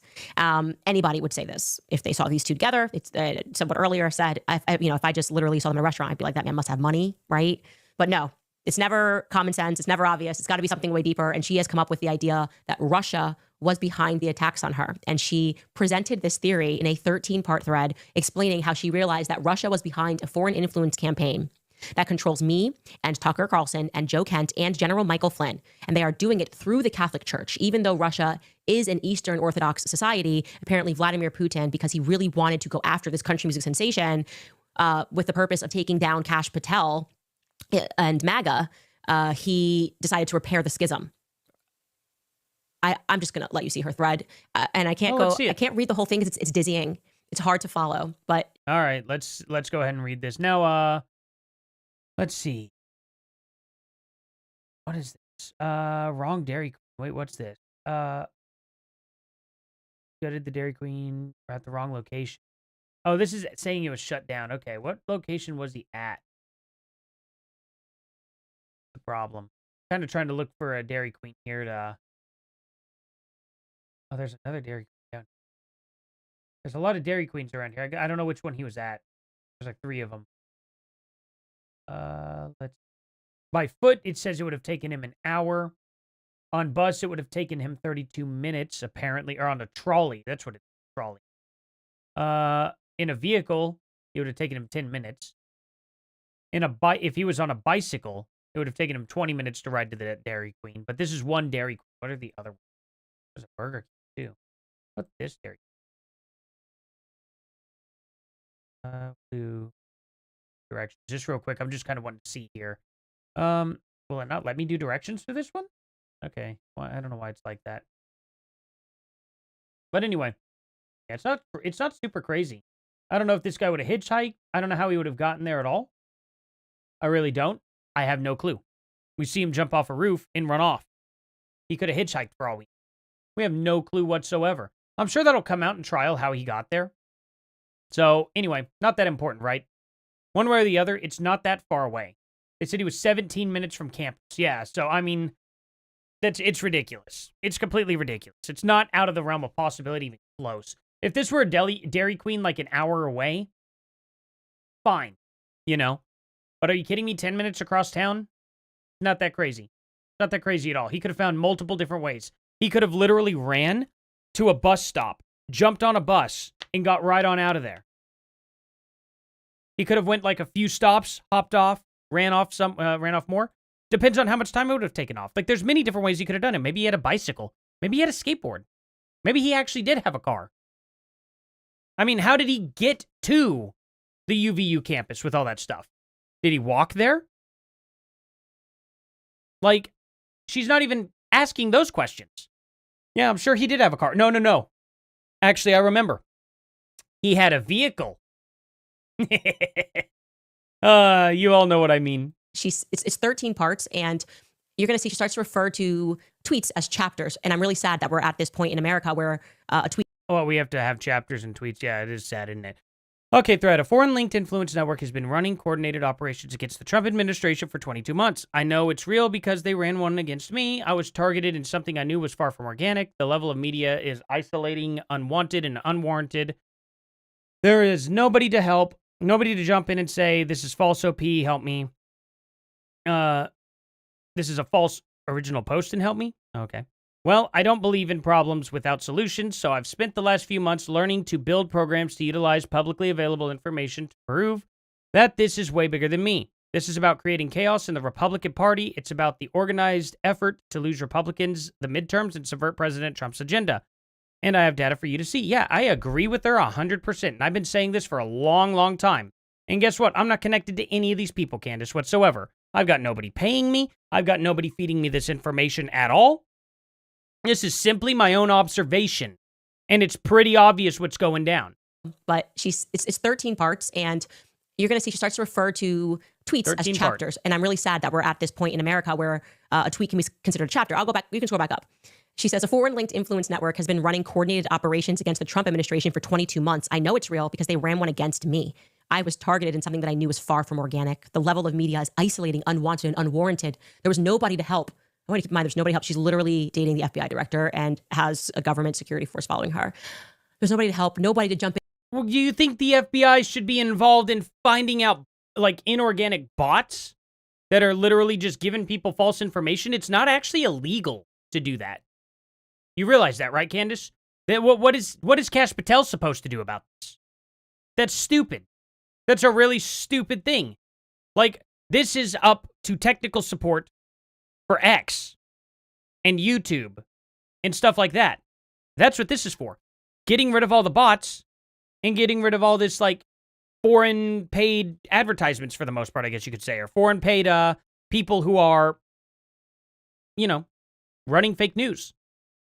This is for the platforms to take care of. It's not for the FBI to take care of. You're out of your mind, Candace. and say, this is a false op and help me. Well, I don't believe in problems without solutions. So I spent the last few months learning to build programs to utilize publicly available information to prove that this is way bigger than me. This is about creating chaos in the Republican Party. So then she goes through and she kind of, you can see, she then says, recaps, I was falsely labeled a Mossad spy. And then she says she noticed that people started retweeting it. There were 15 pairs that retweeted in 10 seconds of each other. So in that tweet, she's just kind of generally learning how Twitter works. And she thinks she has stumbled upon something. That's how Twitter works. There are accounts and you tweet something. If they agree, they retweet it. So that's, Jack Dorsey could have probably explained this to her in less time than the months that it took her to come up with this theory. Then she says the network has a trail. Catholics for Catholics lists General Michael Flynn as their senior advisor on their own website. Flynn is the anchor of a digital infrastructure that has been repeatedly activated at every major Republican fracture point. No, she's just not going to prove that. But I guess she just picked on the Catholics for Catholics, a very young organization. Well, let's go ahead and see. You know, the network has a trail. Catholics for Catholics. Let me just find out. I can go to Grok and I'll see if it'll link it to me. Does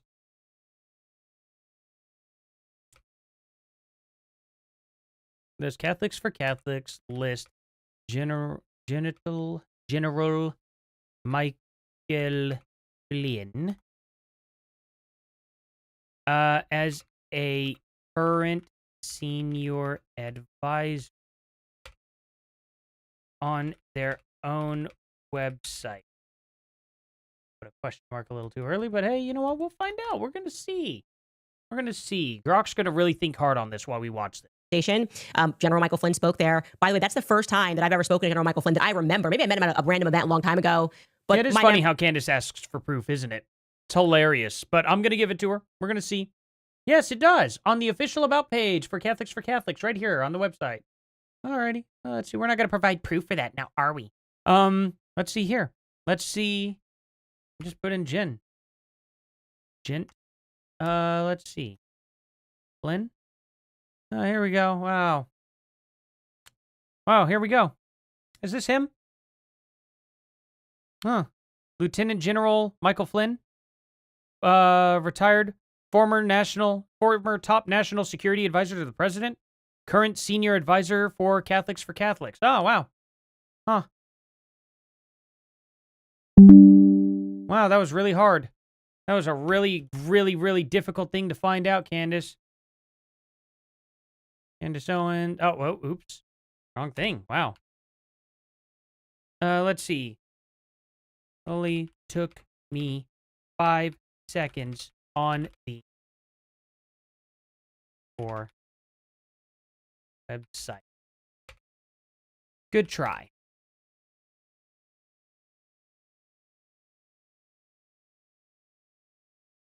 Wow. That was so hard. That was so difficult to do. Wow, yeah. Let's see. Owen. Come on. Was too easy. That way it doesn't just pop up with her name like that. It'll tag this too. That way everybody gets to see it on both sides there. People who follow Candace will see that. Wait. That's weird. Oh, okay. Links don't pop up in here or here unless you click into it now. That's weird. Has it always been like that? Odd. Anyway, well, that was really easy to find. What a challenge. Mentally challenged.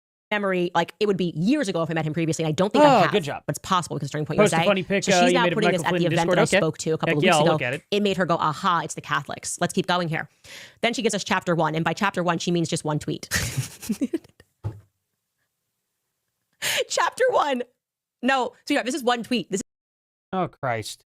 It's not that funny. It's really not that funny. Who cares? Chapter 1. Maybe she should have said paragraph 1. Cool. No, you really got her. This is not a chapter. Okay, we can't, no, not even a first grader would call this a chapter. Then she explains how before the Butler assassination, and then chapter 2, which is just a tweet again, she says a coordinated narrative falsely identifies FBI director's girlfriend. So it's as a Mossad honeypot. She's somehow connected. I don't know how this jumps from the Catholics to there. You have to read it. It's too stupid for me to understand. Then she goes, I don't know. It doesn't seem that hard to understand at all, Candace. She kept it pretty short and sweet for you. She kept it very, very short and sweet for you, and you still can't understand it? Wow. amplifications that were documented, she found out that Russia Today retweeted it. So a news publication in Russia retweeted it, and that's how she then realized that, well, then there's got to be international conspiracy. Obviously, if Russia ever covers news that's happening in America, it's because Vladimir Putin is behind the thing that's happening in America. Yeah. Oh, that's funny. Yeah, Air Jeff saying Candy attacking a brunette. That's refreshing. Hey, you got a point. At least it's finally someone of different hair color. It makes perfect sense if you suspend rational thinking, okay? Then she jumps in and she explains I'm in chapter 3. It looks like to be 4 sentences. Charlie Kirk's assassination. Within hours, Candace publicly attributes the killing to Israel and targets Kirk's widow by name. That's just made up. That's just a lie. Chapter 3 is just a lie. No, it's not. September 2025, Charlie Kirk is ended. Within hours, Candace Owens publicly attributes to the killing to Israel. That is right. That's absolutely accurate. And targets Kirk's widow by name. Okay, now that part, she didn't target Erica Kirk until months later. But it was all of her cronies that kept pushing the Erica Kirk stuff. So I don't care. As far as I'm concerned, Candace never, ever disavowed. And she went with it anyway. So who cares? I was not naming Erica. I said nice things about Erica, about her speech. Didn't start covering Erica until Erica lied to my face in December, but that doesn't matter. This is Cash That's not true at all.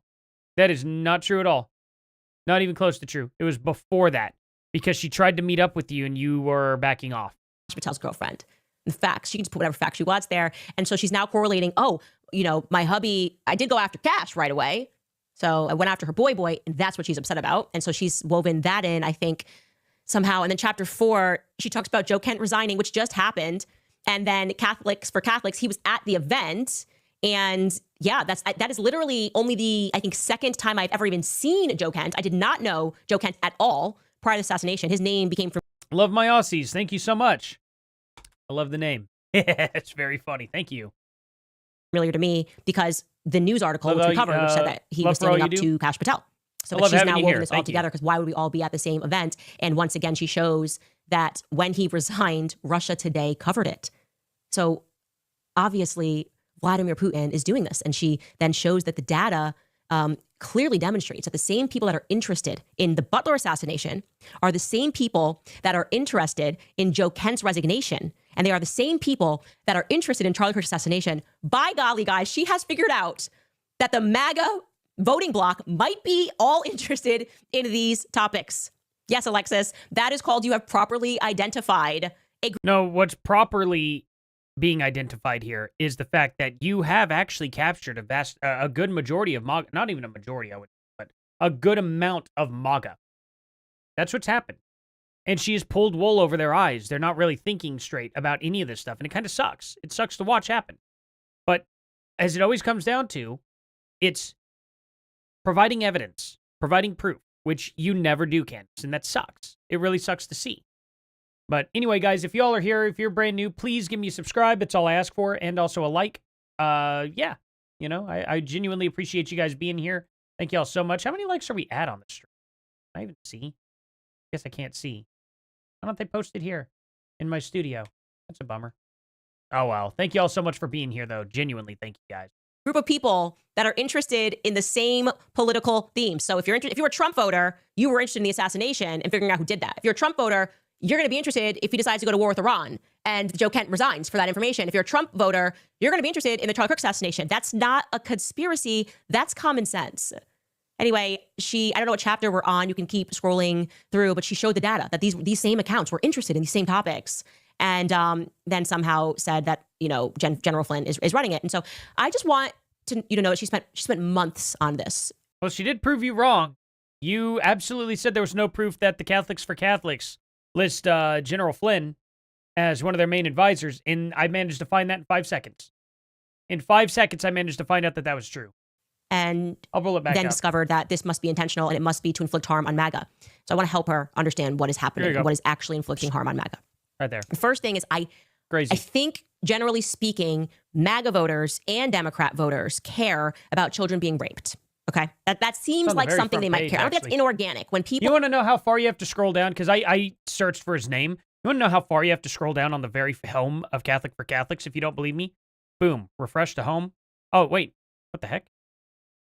No, okay. Oh, here's Donald Trump. Oh, never mind. Where's this part? What part of this page is it on? Oh, it's on the about.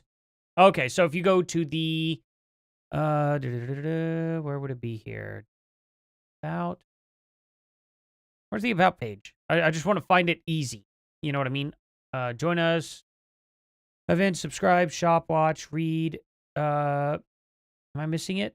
Contact us. It's not about. Articles.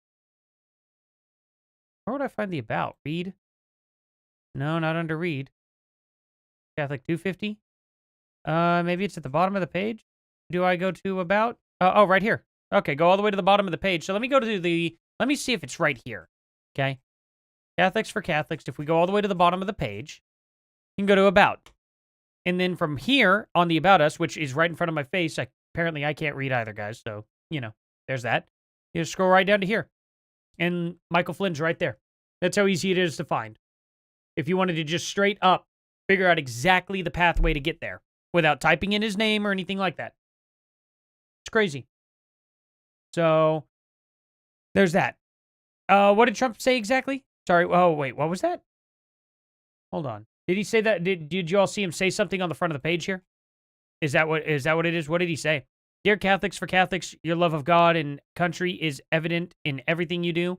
We admire your dedication, so preserving America's foundation. Principles through your faith. President Donald J. Trump, United States of America. I don't know. He's not a Catholic. I'm pretty sure he's Christian. Let's just see. Rock. What is Trump's... Oh. Why did I spell it like that? Let's see. We'll play Candace while Grok is thinking. She's trying to think too. People are upset that Trump says, are we still talking about the Epstein files?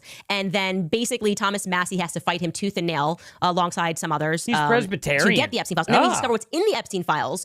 That's going to harm his base because of what he did. Okay. The second thing that I think might be going on is that people think your boyfriend's ugly. I think they think your boyfriend's ugly. I don't know how to say it to you. And so when they see you and they see him. So it says he may either be non-denominational or he's still Presbyterian. So Grok doesn't know fully, but Presbyterian. Wow. He must like fish. They think this seems like a mismatch unless maybe he's super duper rich or super duper powerful and she's been sent as a honeypot. And I wasn't the one to put that out, so I'm not being sued by you. But I just want to help you connect that dot. And as the news goes, when in the midst of an international war like Iran, which would have implications, of course, all across the world, somebody resigns and says that this is an immoral war, people are going to cover that in different countries. Russia even might cover that. So I do just think that some people think your boyfriend's butt ugly. I think that's all that's happening. I don't think there's a conspiracy here. But I do invite you onto the show to take us through it. Take us through the data sets that you built, the models that you built to bring us to this crucial understanding that it could be Vladimir Putin. She also meant his philosopher, Alexander Dugin. And so Candace is essentially just taking everything that this lady has said and she's turning it around against her. I'm really not that interested in the rest of this. It's just stupid. It's really genuinely stupid. It's, everything that she accuses us of is actually just projection. So that proves it. And that's it. That's all she's saying. I'd love to have you on the show. Important to know that just in general, Catholics have been under the attack. This is a real headline in the Daily Wire. Not that surprising. It's the Daily Wire. Really? Catholics have been under attack? The Catholic convert boom is real, but a trouble pattern is emerging. And so you can see what the trouble pattern is going to be. That they in that article is that they're not Zionists. That's why there's always attacks on Catholics. It's because Catholic does not imply Zionism in the way that Southern Baptist might imply Zionism. And so elsewhere in the article, that's what he spells out. And it's just really interesting because there's that meme. Unlike many branches of Christianity, this is in the article, the Catholic Church does not demand that the faithful be committed Zionists to receive God's blessing. Many prominent members of the church have spoken out about the plight of civilians in Gaza. Yeah, great. This makes us happy. We love that. We think that's great that we are not. Oh, I do have the monetization turned on for the stream. It probably puts ads on there. I don't know. I haven't really messed with it. I just turned monetization on because if it's not on, people can't give super chats either or anything like that. So I don't know. Is it like too often or something? Not manipulated by the idea that we're not going to get into heaven if we don't support Bibi Netanyahu.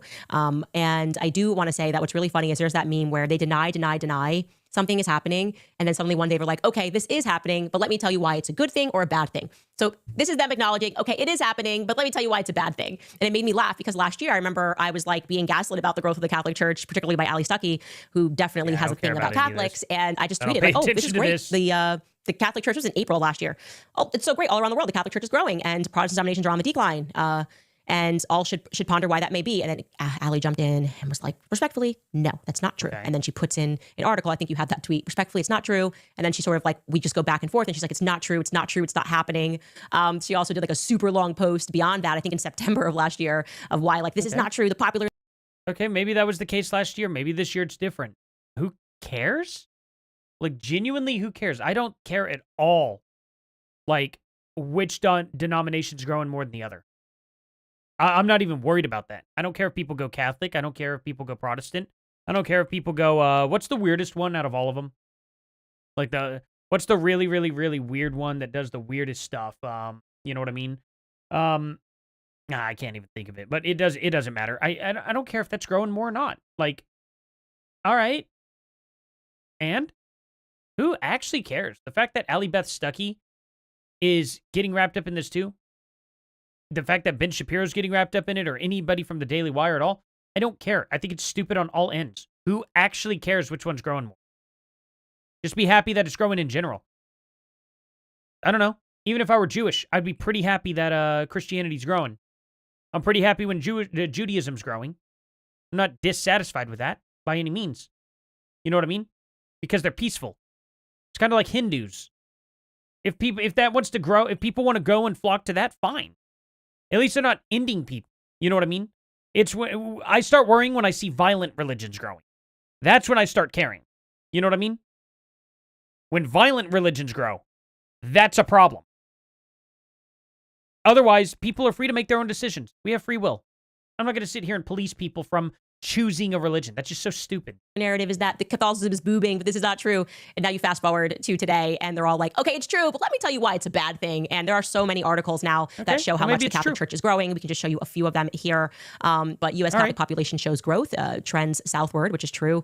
Here is another article. That one's actually an old one, but this one's from 2025, August. More Americans joining Catholic Church than leaving for the first time in decades. Here is one that was in the London Times. Catholics outnumber Anglicans 2-1 among Gen Z churchgoers, which is amazing. And so it's, there's a conversation happening. Is part of it being driven by people that are feeling disenfranchised by Zionism? Yeah. When they can see things that are obviously evil and you're telling them that it's not evil and that they're not going to be saved unless they turn the other way. Yeah, I'm sure that it kind of removes the scales from your eyes a little bit. But anyway, I think it's great for Catholics. But we are fully under attack. There's no question about it. And is this it? That thread and having the FBI's Okay, well, that's great. Let's get to our stupid All right, comments. you guys, That'll be fun, right? Top comment from last episode. We have from CC, if I am killed, don't send the cops, send Candace. I got you. That is probably one of the most profoundly stupid statements I've seen. Yeah, don't send investigators, send Candace. Because then she'll probably have dreams about him and tell him exactly where their parts are or something like that. They're been chopped up limb from limb or whatever. She's like, I see him over in the next state. You know, that's about what Candace Owens' gift is good for right there. The gift of her gab. I will be there if that happens. I will investigate. Also, Sarah writes, they are investigating Joe Kent harder than they investigated Charlie's murder. Yeah, I am telling you, we are watching Cash's revenge. Are they? Because I haven't even seen any proof of investigation yet. What are you talking about? What has come out against Joe Kent so far? What has come out? As a matter of fact, even Joe Kent's like, nobody's contacted me for this investigation or anything. So, I don't know about that. Like, he's angry, and it's so obvious that he's angry. Andrew Colvette's angry. Erica is angry. I forgot to mention this. It came to me actually last night. When I met up with Erica, she brought up Joe Kent, and I was so confused. I need to get my notes from when we sat down, but she was asking me about, if I recall correctly, this was a part of the conversation where we were discussing the hospital that day. And Andrew was the one who had called me and said that, like, there was attacks against me, or like there was threats against me and Tucker Carlson. And for some reason, Erica thought that was Joe Kent. And she kept asking me about Joe Kent. And I was like, I don't know what you're talking about. Like, I genuinely was telling people, I was like, I don't know what you're talking about. I don't know why you're bringing up Joe Kent. And she was like, well, was he your source at the hospital? And I said, no, Andrew Colvette was. And then she said, oh, because I'm willing to bet because Andrew Colvette gave Joe Kent some information, and that's the information that came out. she was probably like, was this Joe Kent? And as it turns out, yeah, it more than likely was Joe Kent, if I had to guess. Candace is trying to cover. That's what I think's happening here, in my opinion. Hopefully I'm wrong, because that would, no matter what, it's not good. I'd rather be wrong on that situation, but I don't think I am. I'm pretty confident. I'm pretty confident it would have been. But I guess we'll have to wait and see, huh? See, Candace, now that's how you do speculation. There's some guy, and she mentioned Joe Kent. So Joe Kent has been on her mind for a long time, and I don't know why that is. I don't know why she got Joe Kent, and I didn't push Because he turned that text message over to you and they found out?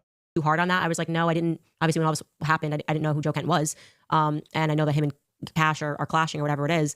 But she mentioned Joe Kent to me, and she thought that he was my source at the hospital, and it wasn't. It was Andrew Colvett. Yeah. Anyways, just sharing that.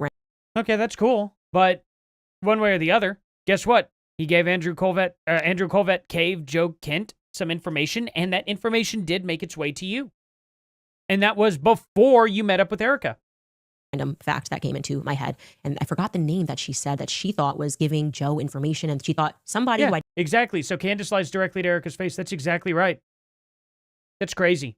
never heard of was giving Joe information, and that Joe was giving me that information. And I just told her, no, I don't know what you're talking about, which was true. Which was true. I doubt it. I don't believe her. More comments from today's episode. Actually, I also remind you guys, we have new merch. That's exciting. There is Why'd new she have to raise her hand? I'm telling the truth. I promise. Believe me. merch. It is great merch. Check this out on the she's already done with website. the We comments? have Public Enemy Okay. number 1. That is me. Wow. Probably should have put Tucker's face there too, if we're being honest. Also, you can Did she buy not read the another Mossad is comment? listening crew neck. Is that it? So just they're very pretty. I love the Russian blue cats. Vonnie Miriam writes, pretty rich. Wilkins is we go. implicating General Flynn since he was exactly who brought Kash Patel into the Patriot movement through the Awaken America tours with Clay Clark. Yeah, I don't know how that relationship soured. That was weird. I don't really follow. It seems like Kash Patel's issues with a lot of people. But clearly General Michael Flynn is on his list. And it's funny because then later on she says that the purpose of this is to not get people to sign up for the military. And I'm like, wait, General Michael Flynn is working to get people not sign up for the military. It literally just makes no sense. Everybody hates you guys because of what you're doing. Okay, that's always the easier Occam's razor. It's because of what Trump is doing and what he's not. Well, you were wrong about him being on that website. I mean, again, people want to see. It's pretty simple. Anybody wants to see here, you just go to the About Me page of the Catholics for Catholics, which is at the bottom, and then bam, there's General Michael Flynn as the current senior advisor, Catholics for Catholics. Candace was wrong about that. Funny how that always ends up working. But, Candace is wrong about many, many, many things, Not doing. It's because of what Kash is doing and what he's not doing. And also, like I said, I do think that people think your boyfriend's ugly. And I don't think that that's my fault or anybody else's fault. I didn't say it. I'm just saying that that's where the honeypot rumors are coming from. It's not that deep. It's just people with eyes think that something is not organic in that relationship. And certainly suing is not helping people believe that your relationship is real. Because that's not what you do if your relationship is real. Just like you don't sue someone to prove that you're a woman. Okay, it's just not a thing that you actually need to do if you're actually a woman. Anyway, I think I read all of the comments. One more person. Yeah, just, if you're a woman, if you're a soldier, there's just certain things you just can't ever get wrong or do or anything ever. You know what I mean? Funny how that always works out, huh? Funny how that works. Candace knows exactly how every single person should always be. It's always that group mentality, right? That always extreme left wing. If you're in this group, then you can't do this, this, this, or this, And that applies to everybody. Every single person. Anyway, let's kind of get on with this Blake guy, huh? Candace is kind of, it's over. It's stupid. She advertises, and then it's done. So, there's that. Now, anyway, let's get on with this Blake guy, huh? So, 10 hours ago, please send this to the account that claims I was at UVU on September 10th, 2025, because I was not. My wife was in the hospital in Lubbock and was admitted for multiple nights with a serious illness. For everyone standing up for me, thank you. Okay, let's see what this is going on about. Okay, I didn't see that coming. What am I supposed to do with this? I can't. All right, that's me zoomed all the way in. Okay. Good. This is awesome. That's absolutely incredible. Thank you for that. Okay. UMC Healthcare. Okay, yeah. I don't need proof that your wife was in the hospital. I don't care about any of this. What's even any of this brought up for? I don't get it. Let's see what people are saying. Got your 6, Blake. The guy at UVU also does not even look at you. Who's the guy? The guy. Psyop alert. Okay, maybe this is it. First win. First, what did I win? Okay. Blake Bednarz was at UVU when Charlie Kirk was ended. Photos of the crowd confirm he was sitting right by decoy boy George Zinn. Oh, okay. So they're accusing this guy of literally being like one of the dudes who helped end Charlie. Okay. That's crazy. Wow. I bet he's getting a good taste of Candace Owens fans right now. Maybe this is what happens whenever you do a deal with the devil. We'll have to see, right? Okay. So that's kind of what's... So it starts off with him literally having to tell Candace fans to back off of him. You know? This is her whistleblower. This was officially my first video made in the investigation, and yes, the email it was attached to went unanswered by Candace until I had the UVU review video. Then she called immediately. Okay, let's see this. That is very loud. I think that's going to blow my ears out. Hold on. And your ears out, too. Candace, we need you to call us immediately. This is no BS. We have something that is explosive, and it's super hard to explain on the phone other than I can show you that the government is 100% involved in Charlie's death. Okay? I need you. Why don't you release this information, the guy? Why just give it to Candace? Like, post the evidence.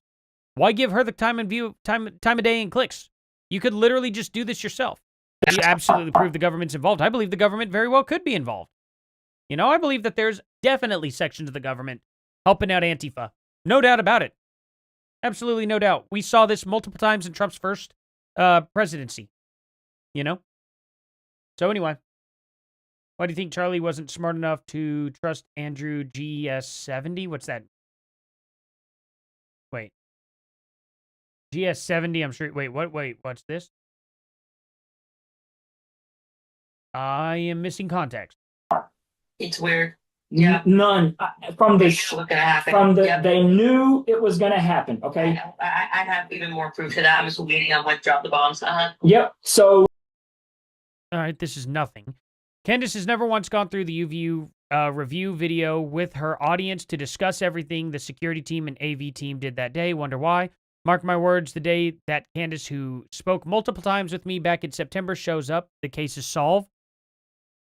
I don't know what this guy's talking about. Maybe it makes more sense if we go through the whole thing, okay?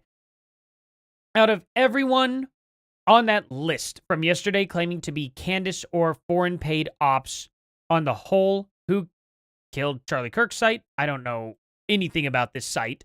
I've never seen it. I'll have to look it up. I was the only person drugged through the mud with AI images of me from the same trash accounts as before. I have never worked for anyone, and I damn sure have not been paid anything outside of the minimal X revenue metrics. I have never bashed Erica, and scrolling down on my page will show that. I have nothing to do with Charlie or Who Killed Charlie Kirk site. Candace stopped talking to me in October after I began being critical of her asking why things weren't being talked about on her live stream, and the website just downloads my content and posts things without me asking. That's interesting. It's abundantly clear to me at this point who is directing these attacks and waging war. Want to see proof that I am not aligned with Candace? Stay tuned. I have been waiting since September 25th, 2025 for her to showcase this 11-minute, 16-second video. Why did he post it like that? He posted the 11-minute part, but didn't put minutes after it, but put 16-second video. That was a funny thing to do. Anyway, video to her millions of followers. Why hasn't she done this yet? Okay. It seems like he is. Now, let's go and watch this full 2-minute video. okay, but I'm telling you right loud. now, there's something off. Oh, I've noticed this day one. That's why I've been on it. I mean, I'm like, I have someone working on financials. I've gotten contracts from the inside. I'm working on every angle of this. But I did not have that. The angle you have is, I couldn't Yeah. get it slightly wider. So you need to watch. That's exactly what Yeah. I wanted. I'm pretty sure him on the phone, this is the time where he's like recording the video, and I think that's what Candace showed the leaked video of behind the head or whatever. It seems like it was this maybe. I can't tell. He's got all these different angles up and security footage up here, like live camera. I don't know what's happening here, though. I really genuinely don't know what's happening. I mean, look how crystal clear this is on this 75 inch. Crystal clear. Yep. Mm-hmm. So basically, this needs to be blasted, and this is going to change the direction of everything. I mean, my I gosh. kept saying I think it's coming from below, but I need to get this over to like a weapons person, like Yes. someone who knows stuff. You know? Yeah. No, that depends on the state. I can record a phone call all I want here in Oklahoma. It's not two-party consent here. And I think I don't know if it's illegal in Tennessee or not, but I don't know what state this gentleman right here is in. So it could be. But in my state, I can record anybody I want with the phone. It's absolutely not two-party consent whatsoever. So yeah, it just depends on where he's at. So if you can you transfer that to me? You're gonna have to. Is that just a link? Yeah, you just go to WeTransfer.com, Okay. and then you literally just send the file Why in use there, Dropbox? Why WeTransfer? What? and I can receive it. And I'll send you my email. I'll text you my direct email. Okay. All right. Perfect. Well, I have no doubt you have to this is it. This is it. I honestly I always thought it was coming up, and I just sometimes you just have to like obviously we could be wrong, but like the fact that he said it on this day means I think I need to plot it a bit further. So once I'm able to pull that footage up and then take it to like a weapons person, like who knows what capabilities they have. I agree. It's like no one expects the pager to explode. So when you're like, I think it was the pager, everyone's like, are you crazy? And also understanding like what does an explosion cause versus could there be shrapnel? Like that's the kind of stuff where I have to get to somebody who knows like their stuff. Right. And I have just the guy who does. So if you get it over to me, I'm gonna ask him like if we're operating under this insane theory that it could have been related to the setup, tell me how it would work, and we'll see what he says. Yeah. Because usually it does kind of sound like an explosion, like a little. It does. It does. Well, of course it sounds like an explosion. All gunshots sound like an explosion. Okay. I have to go. My little Yeah. All good. All good. Well, hey, it's good to see you. And okay. All right. I don't know what I've learned from this at all because he hasn't posted the full video here. He says it's an 11-minute, 16-second video. He only posted 2 minutes of it. And he says, contrast the above to this here. Zeb Boykin. What a name. And Jason Goodman. Name seems so boring next to Zeb Boykin here. Have led the attacks on me, and they are both stream buddies from day one. Just go and look at their live tab on YouTube. Candace does not accidentally plug someone's name. Are you seeing the network yet? Well, you're kind of all over the place, so no, I don't, unfortunately. Glad to see you are back. Just so you know that Zeb Boykin, who you gave a shout out to on your show today, literally attacked me daily back in September, calling the video I was given from the UVU review a fake to his audience. Okay, so he got video from UVU. That's what this guy had. So there we go. That kind of explains that. He has video that he's been reviewing that was given to him by UVU. That's kind of crazy that UVU gave that out. I don't know why it's not going public. This dude should just post it then, you know? Review to a fake to his audience. The same video that you used in your show today. So, you know, obviously proving that he is one of her leakers, one of her whistleblowers. Gotcha. Just wanted you to know. And she said, oh, wow, I had no idea. And then he posted here, I guess. And then my video is not doctored footage. It's real. And he did nothing but create a massive cloud around my UVU review video. Okay. Alrighty then. I guess this is the guy, thing right? Here. This frame. This is, who's this guy? So is this Blake? Wait. Who is this guy here? He doesn't show. Is it Zeb Boykin or Jason Goodman? Which one is it? This frame right here should have expansion of the shirt, front and back, but it doesn't. It only has up. Okay.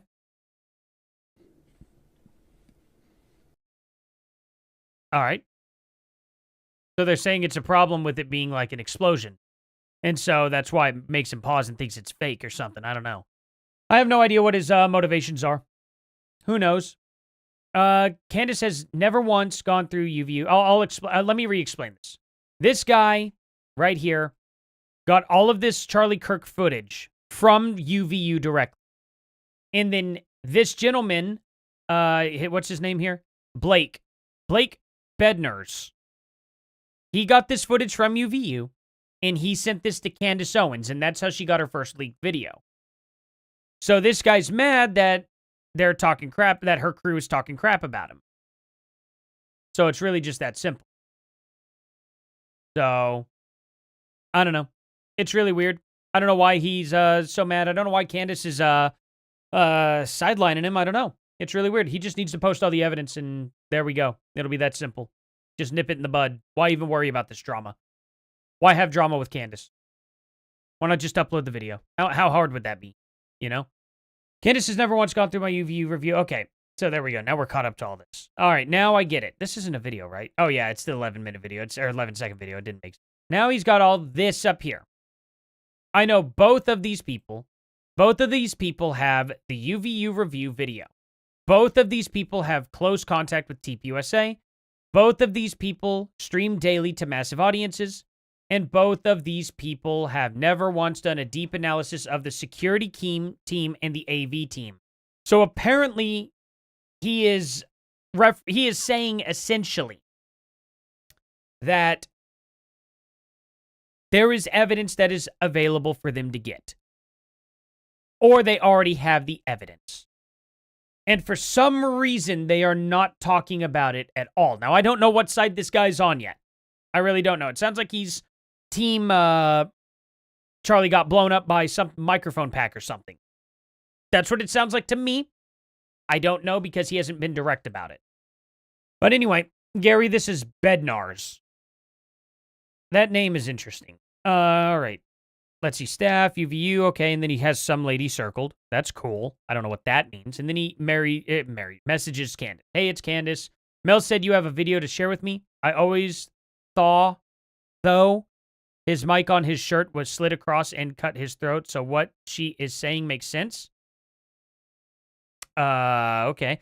So what? They pulled something across his throat and stabbed him? Is that what they're trying to say? That's okay. That's an interesting new theory. All right. Hi, Candace. Give me a second. I need to get my SSD out of the safe at my office. Can you FT me? FaceTime? Oh, FaceTime. Gotcha. It exploded.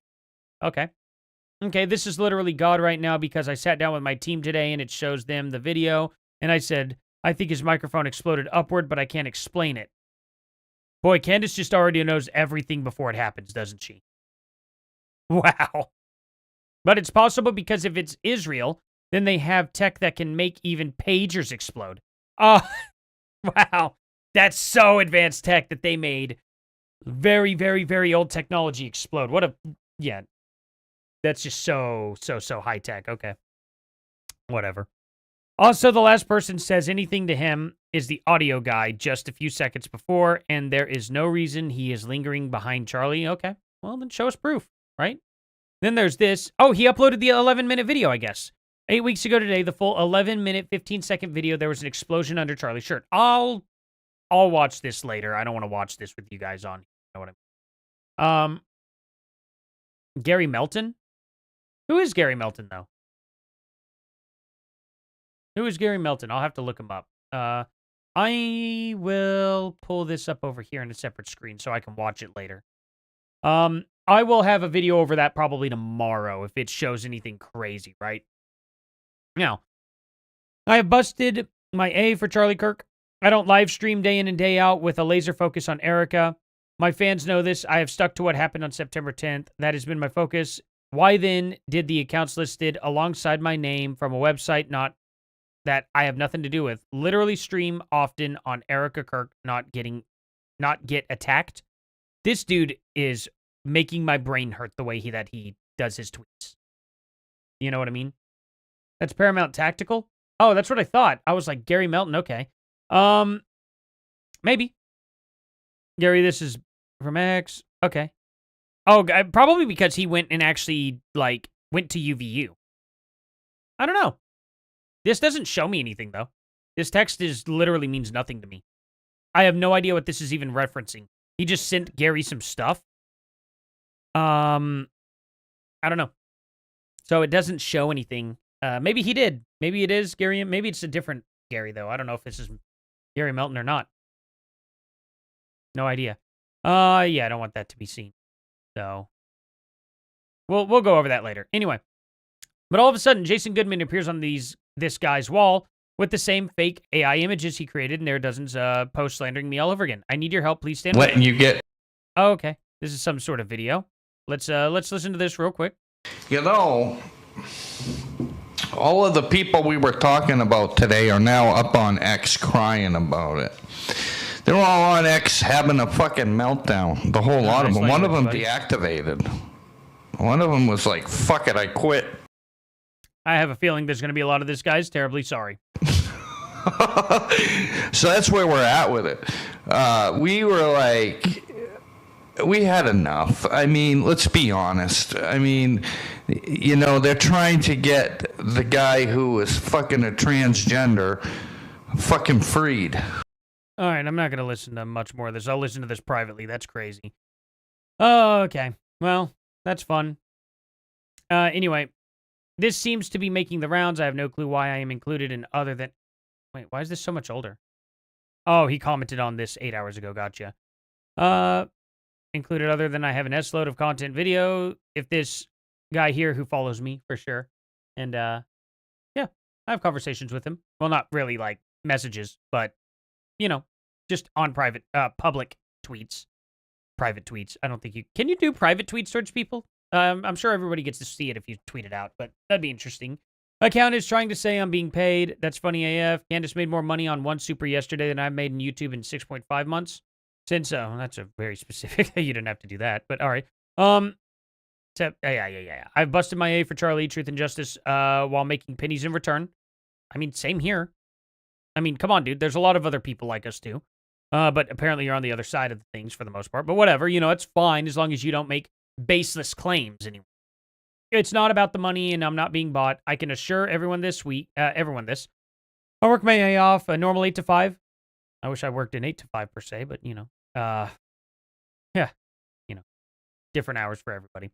And then work on the investigation in real free time. I have nothing to do with Candace or George. Okay. All right, that's cool. That's totally fine. George and Candace effed up. Okay. Okay. Well, I don't understand. Like Bernard's. Okay. So he's compiled a list. He might not be on the list. That may be a mistake. Maybe a mistake by 0 hour 1. Could be. I don't know if it is or isn't. I'll believe this Blake guy. I don't care. Mistakes can happen like that, right? That's fine as long as he strikes it off the list. No harm, no foul, right? For the most part. But we'll see what happens. I don't know if there is much harm from it or not. I have no idea what this guy's going through. I don't know what he says is true or anything. I would just suggest that he posts all the information for the most part, I guess. But it looks like we have some of it. D. Anderson, Music 1, make a bet with me since you are so sure you have me spotted in Utah on September 10th. Put your money where your mouth is. Wouldn't that be crazy? He was, though. I don't know. This is just like, he's just out fighting, you know what I mean? Just out fighting. Well, whatever. You know, that's his business. I'd be a little upset, too, if people identified me out somewhere and it turned out not to be me. Who's the guy that was shown there? Let's see if it looks like him at all. Dude's got a bit of a lot of gray and stuff in his beard. Where was the picture? Where was it?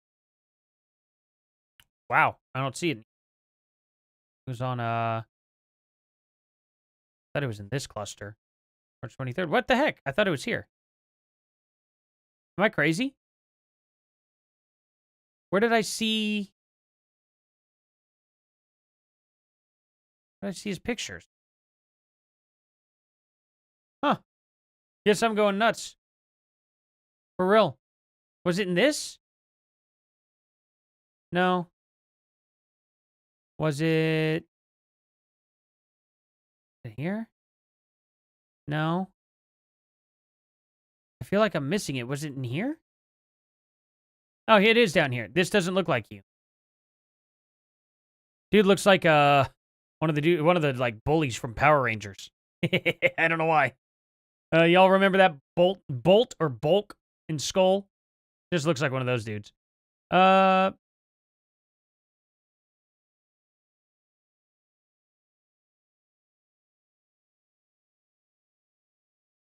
I don't know. What do you guys think?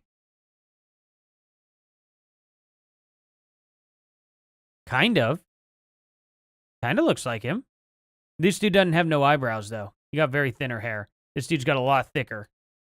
So there's that. Thicker hair up here.